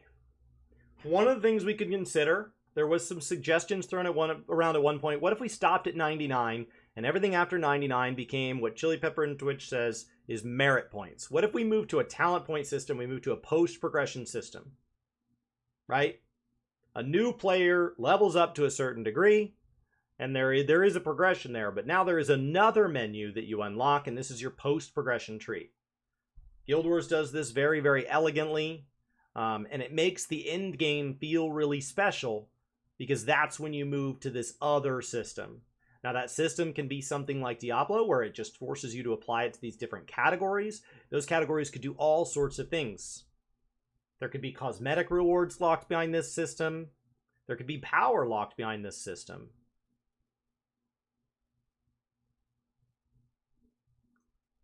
It's an idea. It's been thrown out before. でそれ以外にも、例えばタレントと呼ばれる別ラインの例えば、ドラグーンのタレントっていうのが別に用意されていて、これのどのタレントを育てていくかみたいなレベルはもう100で上がらないんだけど、さらに各ジョブをパワーアップさせるような成長要素があるっていうのも例えばその成長の方法だと思うので、そういうものが必要になるよねっていうのは真剣に今まさに議論しているところです。And another example could be talents. So for Dragoon, there could be a line of talent which you could use to cultivate your character. So the level would not be rising. And once again, this is just an example, but we are very hard at work right now discussing these possibilities, looking toward what to do next. All right, there's a couple ways this could be done. One of them is you could turn into a horizontal progression, where each expansion we're allowed to take power and apply it to a system, and at the end of the expansion we move on. Now, because this is a vertical progression game, we don't keep it in that expansion and then not carry it to the next one and start over, where in each dungeon, you have a different amount of power based on how much you leveled up for that dungeon's relevant expansion. Instead, what you end up is what's called a borrowed power system. It's a library book. And every time you run something, you get to take a little more out of that library, and you get to kind of fill that book up. And at the end of the expansion, you have to put the book back, and you have to take out a new book. So you literally lose the power, because power is tied to it. If it was a purely cosmetic system, more akin to like the Guild Wars system, where they are utility based or cosmetic based or something like that, where there's not as much power locked behind it, then it's more of an attunement, and you can say, okay, we have a grind for abilities tied to this expansion and that expansion. They literally have an experience bar, and you assign it almost like a reputation. And I'm working on my Endwalker reputation bar right now. So I'm running the Endwalker roulette, and that is allowing me to level up my Endwalker experience, which is going to, in trade, give me Endwalker-related rewards, an Endwalker-related utility. And then those become a horizontal grind.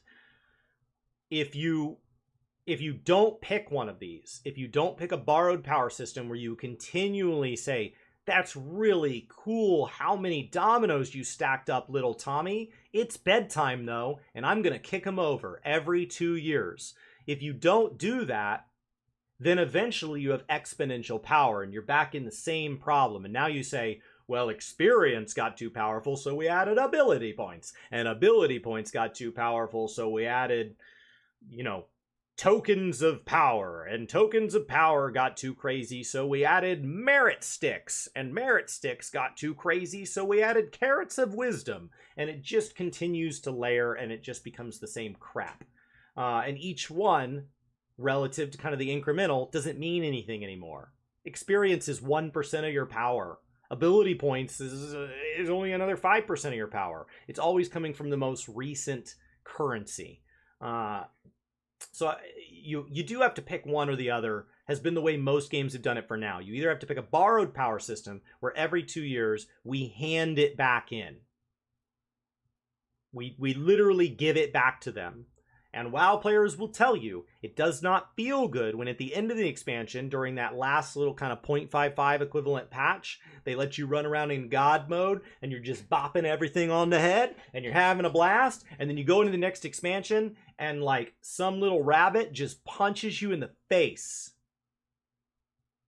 Oh, buddy. Did you think your relic still worked? We pulled the batteries out of that when you installed the expansion. That thing's just a plastic tube of nothing now. It doesn't feel good. So borrowed power sucks. WoW did borrowed power. The first time you borrowed power, when you didn't realize you were going to have to give it back. Okay. Now we're talking. Second time. All right.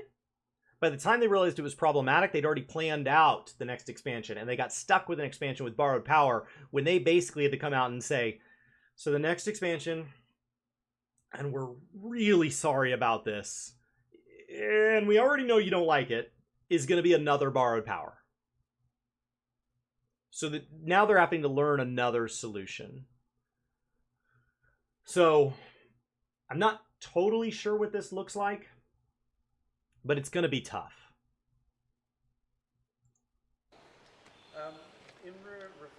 All right, next question. Referring to what you said earlier at PAX East, and also this morning during the Media Tour presentation, how you mentioned you wanted to increase rewards, such as mounts and many other things for players collected by 1.5x, I think it was said.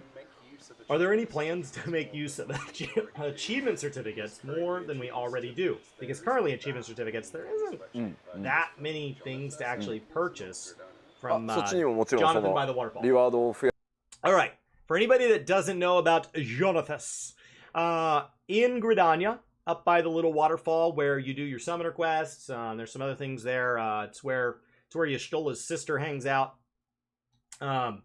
There is Johnny Boy standing off to the right, and Johnny Boy takes a currency that did not exist at the launch of the game, but was added later. And much like many of the systems in Final Fantasy XIV, if it's not immediately successful, we don't delete it. We just leave it to do nothing. It just doesn't do anything after that, right? Duty support, chocobo racing, chocobo leveling itself. There's a ton of systems in this game that we just kind of like, I didn't drop support. I just, like, I'm not saying we're not friends anymore. I'm just never going to call you again. And so as you achieve achievements, you get these little tokens and you can go there and you can buy some stuff off of him. When you're brand new, wow, there's a lot of stuff in there. It's going to take me a while to get that. Maybe.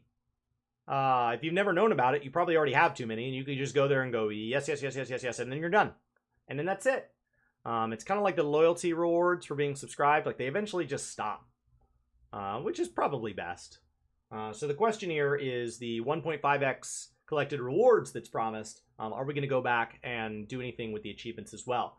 Keep in mind the 1.5x rewards, and this was clarified in one of the written interviews that we've already covered, and has been somewhat addressed throughout, is effectively we want to go back and pick systems, ideally like Criterion, where people like doing it, but they don't feel they have a reason to do it. And so there's two reasons for value in gaming. There's extrinsic and intrinsic value. This is a drastic oversimplification, but if we like everything to be a yes or a no, a black or a white, a true or a false, there is intrinsic and extrinsic rewards. An intrinsic reward is ideally something that we do just for the fun of it. It is playing solitaire. It's playing round-based games like Fortnite. I just play more of it because I like playing it. Extrinsic rewards is like a job.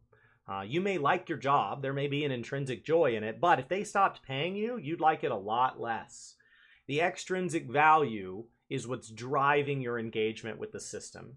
And so in Final Fantasy XIV, ideally the game as a whole is intrinsically fun, but as we look at what we do when we log in, a lot of times it is driven by some extrinsic reward. Initially experience, unlocking content, and then eventually the rewards from that content. More power, more cosmetics, more achievements, more gil. And so there is an extrinsic element. And so when you add something like Criterion that people have a lot of fun with, and then once they beat it once, they kind of got everything. And somebody else says, hey, do you want to do that? And they're like, well, right now I'm actually working through Deep Dungeon, which I also find fun, but it's giving me rewards. It's really hard to draw people back into Criterion. And so a lot of my understanding of his 1.5x rewards is going to be going back and fixing some of the extrinsic gaps in systems that they believe still have intrinsic value.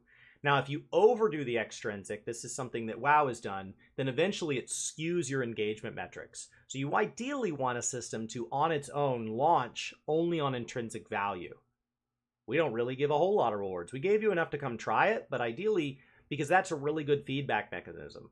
Otherwise, you have something that people collectively call chore-gast instead of tour-gast because it is a chore, but the engagement mechanisms say, wow, it's amazing. Everybody's doing it. Like, how good am I for designing content that, like, every single player does every day? They must love it. But that is because the extrinsic rewards are so great that people will tolerate it just to get to the rewards. So you cannot see intrinsic when extrinsic is there. My boss kind of asked me a couple weeks ago if I liked my job. And my brother asked me the same thing. His was a little more direct. And he said, do I like my job? Or do I just like the fact that it pays me more than I was making as a content creator? And being aware of bias, I can't answer that. I know I really liked being a full-time content creator. And I know I really like my job. But kind of like when somebody's paid a lot to review a game and they say they really love the game and it's not just the money, how can you know? So right now, the money is still fundamentally changing my life. We just had a bunch of storms hit Dallas. I've got a bunch of damage on my house, and I'm not worried about it because the insurance company is coming out. They've already explained my deductible to me, and that's an amount of money that I have. I have my deductible in cash. It's ready. I'm ready and happy to pay it. as a content creator, my deductible was an amount of money I didn't always have. It was always something that's like, well, let's see. So do I really like my job more? I don't think so, but maybe. But you'd have to remove the money. You'd have to remove the extrinsic reward to be left with the intrinsic value. And I worked for a startup earlier on in my life. And at one point they said, hey, we're out of money. But we think we're going to get more money soon. So we would love to have you come and stay. And we'd love to pay you again at some point. But we're going to have to stop paying you after your next paycheck. We've really liked working with you. We think you're really fun and great to work with. Would you like to stay? And the answer was no. I found that startup incredibly rewarding to be at, but I need the extrinsic reward because it's fundamental to living. It's how I pay for the mortgage. It's how I pay for the electricity. It's how I pay for food. So when a game, something that it ideally doesn't matter in the first place, puts extrinsic rewards in, a cool mount, higher item level, it does justify people doing it. And you don't want to dial up the extrinsic rewards so much that you're basically saying, play this game for the rewards. It's not even fun. But you also don't want to have no reason to do something. And so the 1.5x, my understanding is ideally he's going to be closing some of the gaps in item level. So hopefully Criterion's going to come in and help funnel people into Savage a little better. Maybe add more augment pieces or something like that. And ideally there's some element of that, but ideally it also is just something else to bait people in. God, I loved Criterion. My friend wants to do Criterion. I got most of the rewards I wanted, but there is still a minion in there that I guess I think is cool. I wouldn't go out of my way to get it. But if my friend wants to do Criterion, that would be a really fun experience with them. They've never done it. And they'll get all the things they want. Hopefully they'll get the really big rewards. But I'll probably go ahead and grab that little minion.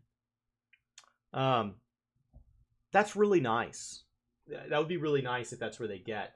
I don't know that achievements is really the goal of the focus. Gamerscape had a similar had a question about achievement rankings, and so like achievements in general. When they said they were going to redo the achievement pane, they kind of sold it as like, yeah, I understand achievements, and I'm a bit of an achievement guy myself. So, well, I think we got to ground up rebuild this thing. I mean, it's been just kind of flying by the seat of its pants, and I'm ready for some real achievements.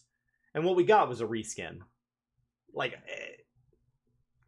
it has a handful of quality of life features, but it did not fundamentally change the way we could engage with achievements. It did not fundamentally change the way they add achievements.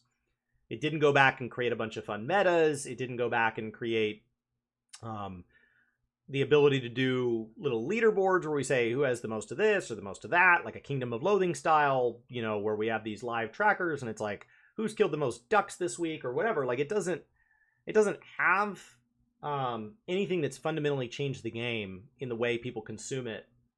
It's just prettier. And like, I still prefer Google to it most of the time. So I'd love to not just see Jonathas get rewards, which is what this question was about. But I'd love to also see, like, are there other things we could tackle? 増やすコストを使ってさらにそっちにも増やすということを毎パッチやるわけにもいかないと思うので、何回に1パッチかはそっちのリワードも増やしていこうと思うので、そっちも期待してもらっていいと思います。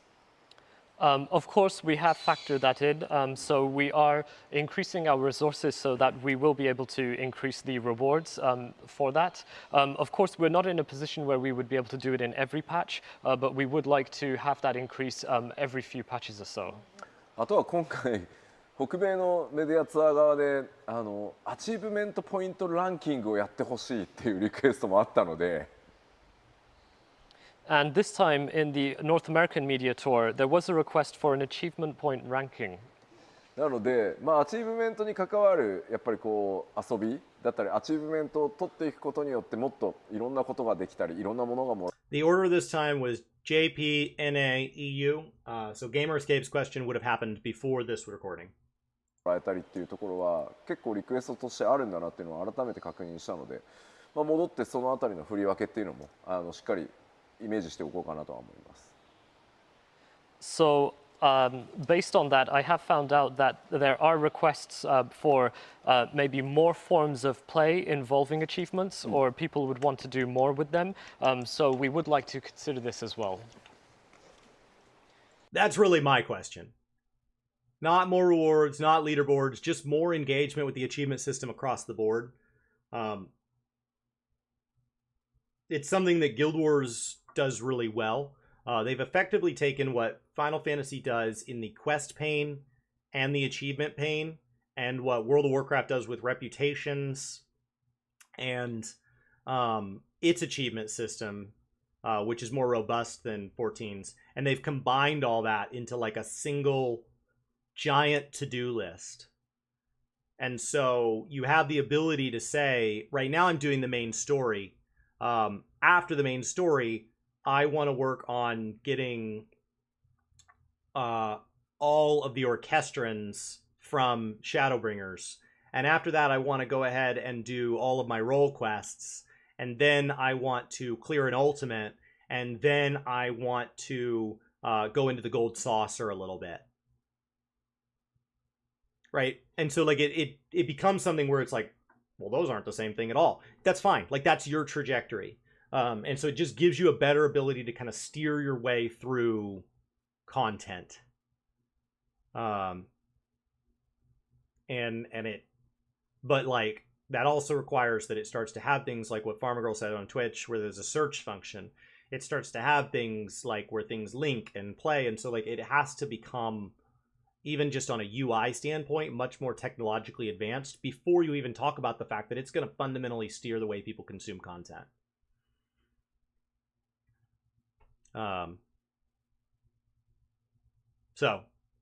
But like Lala achievements is a good one that Cloud talks about. He doesn't want that in game, and I think there's some good logic behind that. But being able to mimic portions of that would be really nice. Okay, I'm about to. All right, I'm going to get into an iffy topic. There is implementations of new data centers as well as DC travel. Unfortunately, whilst it is a very good thing, it has some very negative side effects because I'm from the Crystal DC. And now that we have DC travel, data centers like Crystal, or even in Europe, they have become barren. Like all the party finders, they don't exist anymore.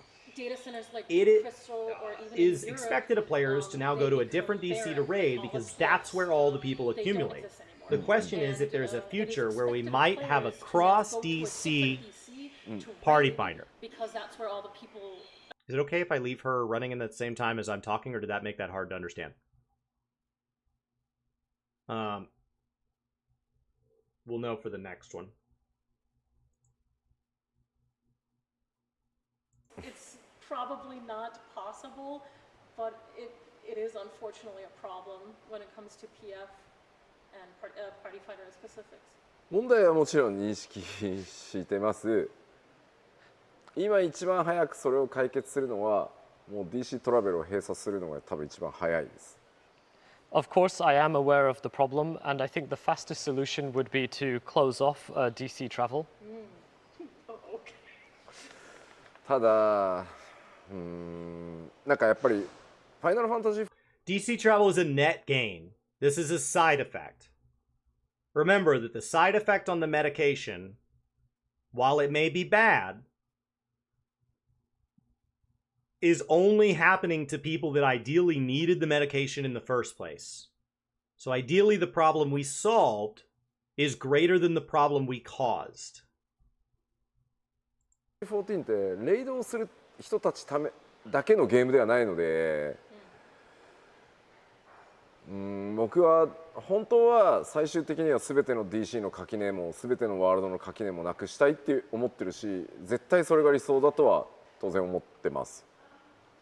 So of course, Final Fantasy XIV is not a game solely for raiders, but I really would like to aim to kind of get rid of any disparity between all DCs and all worlds. でまあで先に In the past, one of the things when we first added the ability to leave your world, one of the things was, what about the market boards? Isn't this gonna break the market boards? And there are elements of behavior that can happen on the market boards now that was not there before, but largely it's worked out fine. WoW's change to the commodity board also did the same thing because it moved to like more of a regional portion, and so like there is times when you combine that there are winners and losers, but usually the losers are the people who were taking advantage of the system before, and the winners are the more middle of the road players. So it generally works out for the better on the most part, with a handful of casualties along the way. But Yoshi P's response was, I want to have a DC-wide market board. We just can't. So if your fear is that this is going to make it act like one big DC market board, that's his goal. They just don't have the technology. So a DC-wide party finder system and DC-wide free companies and free company buffs and all that, like, ideally, based on how he's answered similar questions in the past, is a technological restriction, not a disagreement with their intent. パーフェクトパーティーファインダーと呼ぼうが、まあ、考えてないわけじゃないし議論もしてるんですけど、技術的物理的に相当難しい。おそらく真正面から開発すると3年はかかる。So, of course, it's not like I haven't thought about a perfect party finder. We have been discussing it, but from a technical perspective, it is almost close to impossible to achieve. So if we just went straight on ahead with the development full force, it would take about 3 years. ただやっぱ3年も待てないじゃん。 So my favorite part of language, and I'm making a mess and working my way through learning German right now, is there are sometimes concepts that culturally take on a different form of phrasing based on how they're used within the society that is the shepherd of that language. So when I was in China, there was a smoothie bar, and I couldn't read the menu because it was in Chinese. But the person had really rudimentary English, and I had a translator with me. And I saw strawberries, and I saw bananas. And so I asked for a strawberry banana smoothie. And there is this idea, and I've seen it actually perpetuated within some Brazilian jiu-jitsu diet stuff, where there is this idea that there are base foods and like acidic foods.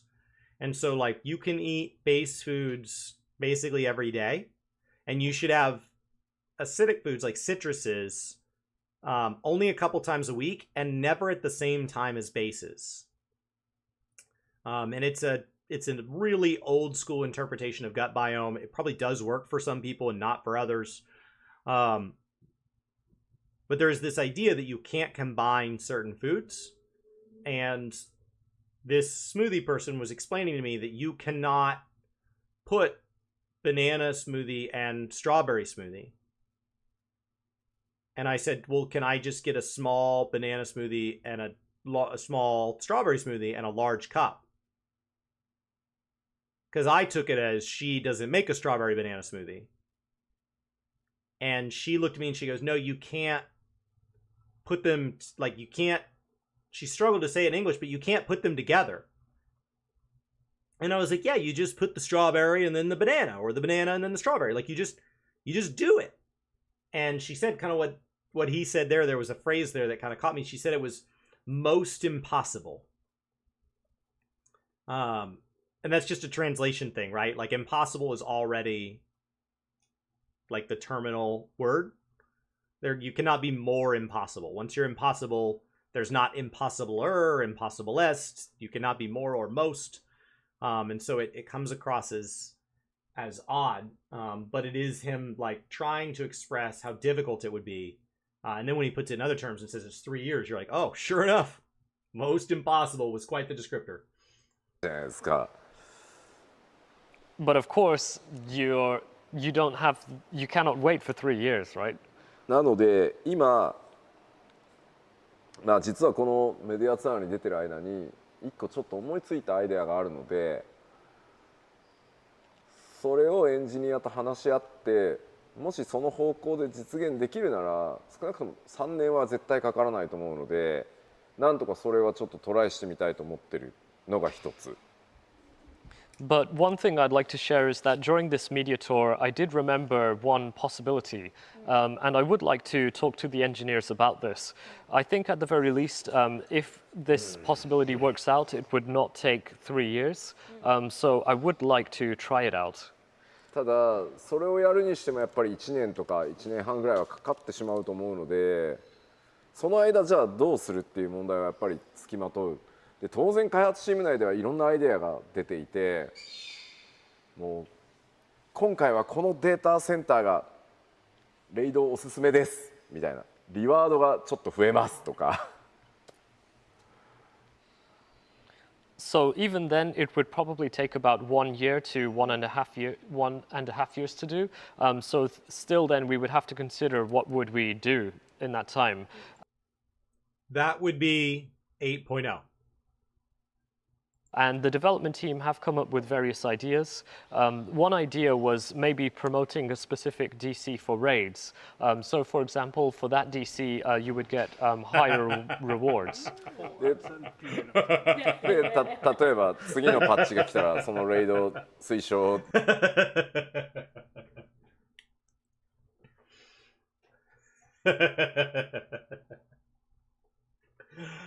All right, we have a solution here.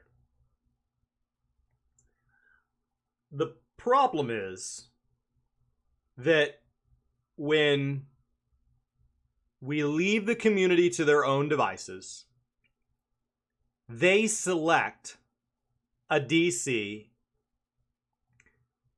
to be incentivized to raid on. It's not a requirement. Nobody's making you do it.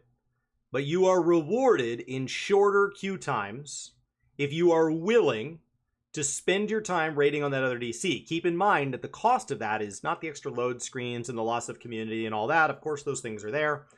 But like while you're over there, you're giving up free company buffs. You're giving up all these weird little things. You don't have access to your house while you're over there waiting for a group. So you're being forced to work remote while you want to raid. You can't be at home per se.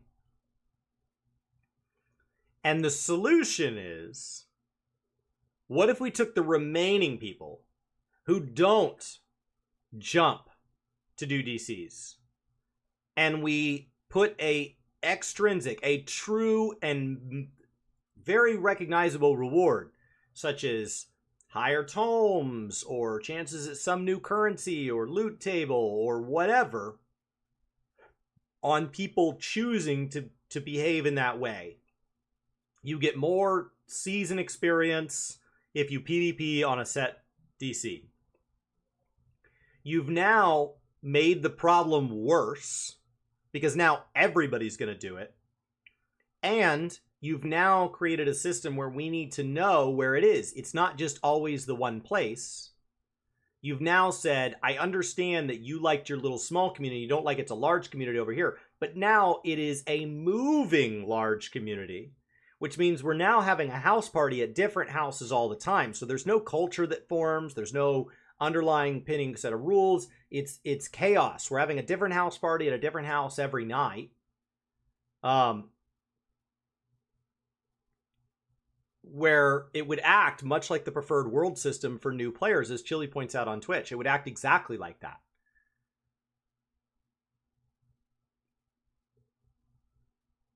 Now even statics would want to go over to that world and raid if it's tied to raiding. So we're going to just slam these servers. Hard.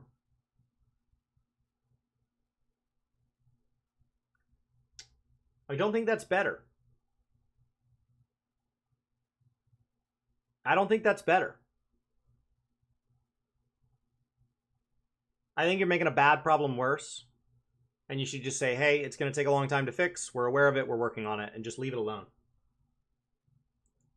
DC はここですとか。And then when the next patch comes along, this DC would be recommended for raids. それかパーティー募集が少ない DC の場合は自動的にその少なさが解消。Do recognize that that DC would have the highest pot prices. Because people are incredibly lazy. And if mid-raid they run out of pots...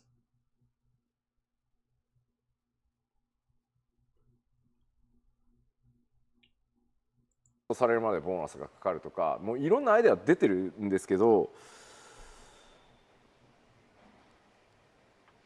And then, on the other hand, there could be an idea where, for certain DCs where there are low recruitment for Party Finder, you could get a bonus for that.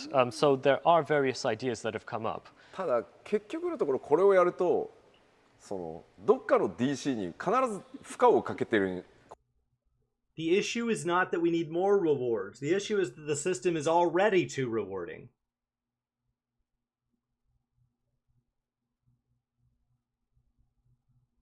ことになるし、データセンター移動することを推奨していることになっちゃうので、どうなんだろうっていうので今も議論中ですここは。But if we do this, it would end up placing greater stress on a given DC, and it would also be promoting DC travel. So I'm not sure what we should be doing. だってそれをやったらさ、ますますねレイドやる人この DC にじゃあもう固まるってなると、その DC でレイドやらない人たちにとってはまたログインできないというか、ログイン待ちが長いとかストレスになっちゃうんで。Imagine if finding out this patch cycle on reset day, you're going to have login queues. Like, if you're not a raider, that's all this does. ちょっとね、そうなんです。頭が痛いけど、それぐらい真剣に考えてるので、なんとか解決策はひねり出してみようとは思います。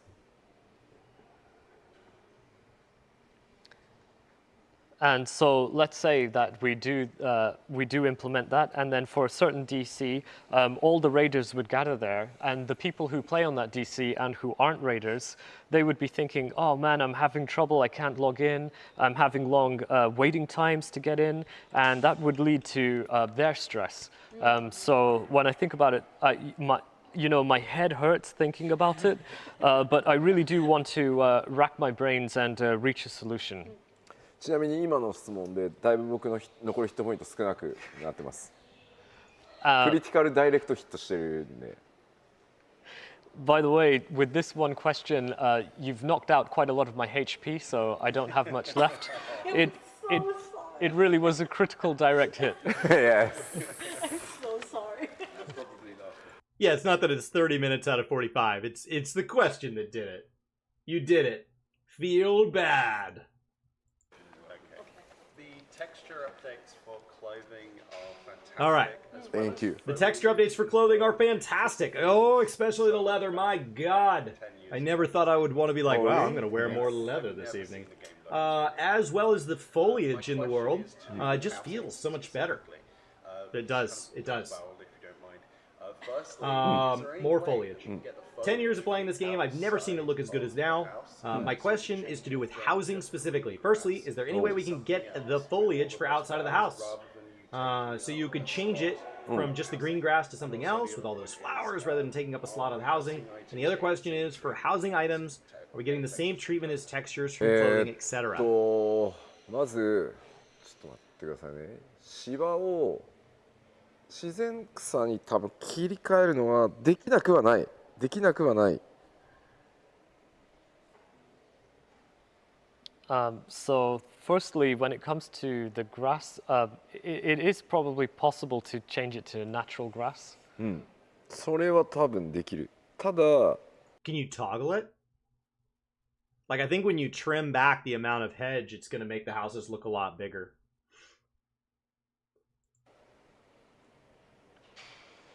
ちょっと計算してみないとわからない。ハウジングはそのできるだけアイテムを置ける数を増やしたいと思って、かなり一つ一つのオブジェクトに対してのそのデータ制限が強いので、果たしてでもな、自動草だろう。自動草だったらいけんのかな。ちょっと計算してみないとやっぱ正しいことは言えないけど。All right, let's talk about housing for a minute before he speaks, because this is I heard data limit. So when we talked about Glamour earlier, we talked about this idea that there's a physical boot in the world versus a permit for an identical boot to what everybody else gets. Housing was designed to be a social feature. The idea was that we were going to gather in these neighborhoods and have these block parties every night. And I'll tell you, when we got our first house way back in the day for the free company, it was like that. We knew our neighbors from behind us. But it's not used that way anymore. And the problem with it is that every house is loaded simultaneously. If there's even like a single person in the ward, it has to keep it all loaded. So every housing ward in every house is fully loaded all the time. So it's become a huge memory sink. So when we talk about adding to the number of housing items we can display or the number of things that we can do with a house, it just becomes more and more and more of a memory sink, as opposed to if we designed it for the way it's used now.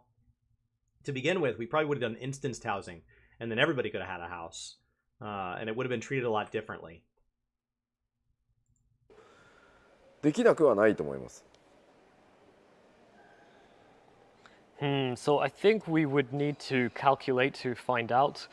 So for housing, we want to incorporate it so that we can place more items, but there are quite a lot of strong data restrictions on the items. So I think if we switch it to automatic grass, it might work, but I think we need to do the calculations. But I can't say that it's not a zero chance, it might work. ただ例えばペイントブラシのようなものでこのエリアだけふさふさにしたいとか、その家の中でもこの天井だけの一部だけをみたいなのは多分難しいんじゃないかな。それは多分難しい。このパネル全体をとかならできる気がする。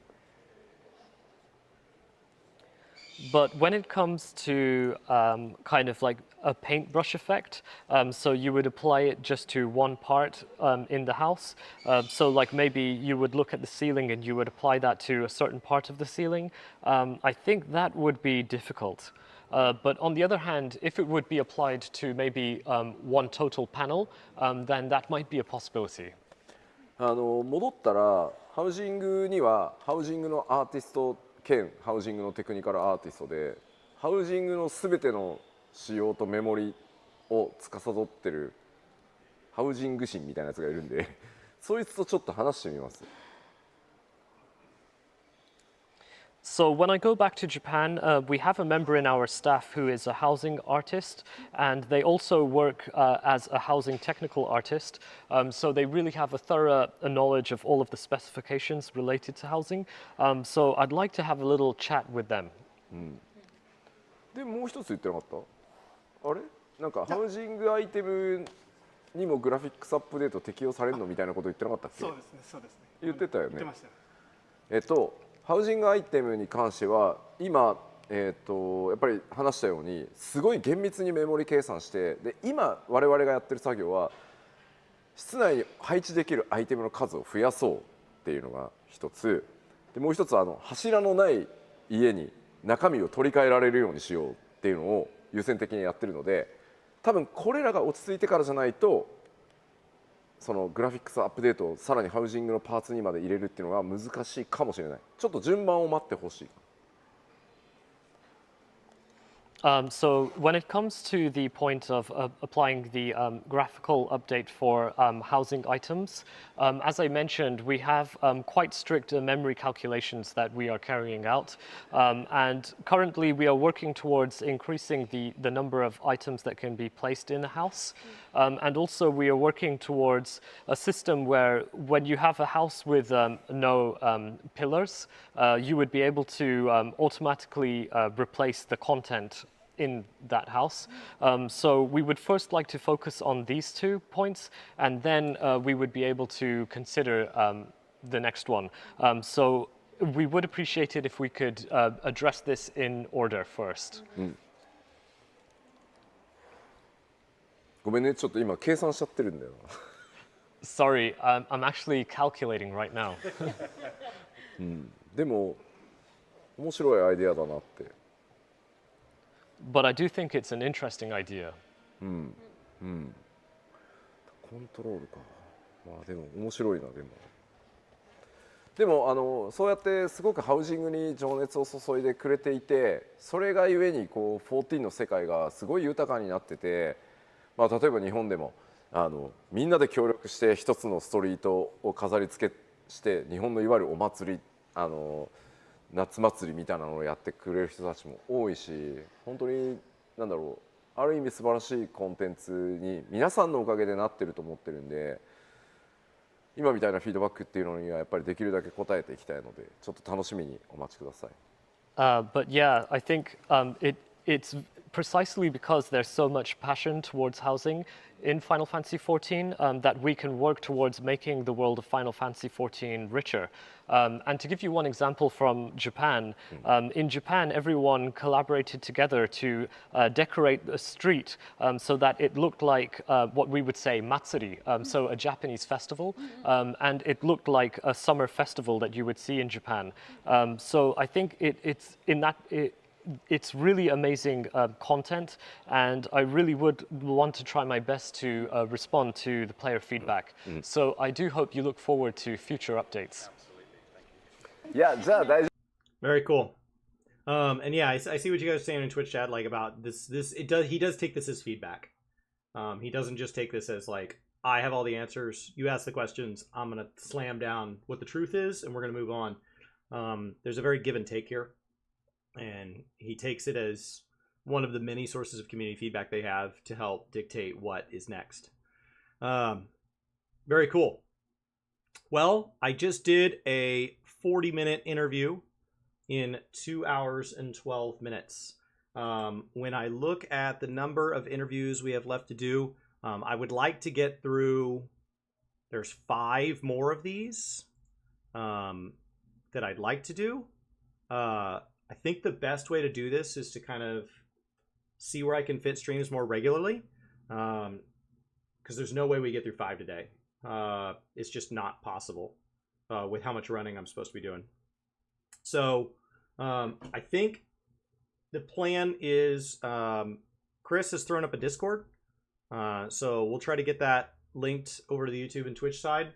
That way you can have the go live there. If you don't already follow me on Gaming Kinda and Gaming 2 Kinda for notifications. I don't know when the streams will be. I can't commit to a schedule, but I'd like to kind of get through the rest of these and do them all live like this. I really enjoy chatting with you guys. It's been really fun to see this back. This is the only interview I have time for today, and then I will dig through the next one. I was going to go in order, but I'm also open to suggestions. So as Chris kind of finishes setting up the Discord, that will be the case. So by next time, we'll hopefully have that Discord all live for you. We'll get some links to that set up on the channels. But thank you guys. Have a wonderful rest of your day. The plan is for this stuff to largely be on Thursdays and Fridays, but I think as we try to get through the media tour stuff all before the expansion, and God, in a perfect world, I'd have it all done before the live letter next Friday. Let's go ahead and plan on that being just as often as I can find time. So I hope to see a lot more of you guys. I'm going to go grab another run in because I'm supposed to do 40 miles between yesterday and today, and it's already 3 o'clock in the afternoon, so I got to go get after it. I will see you guys next time.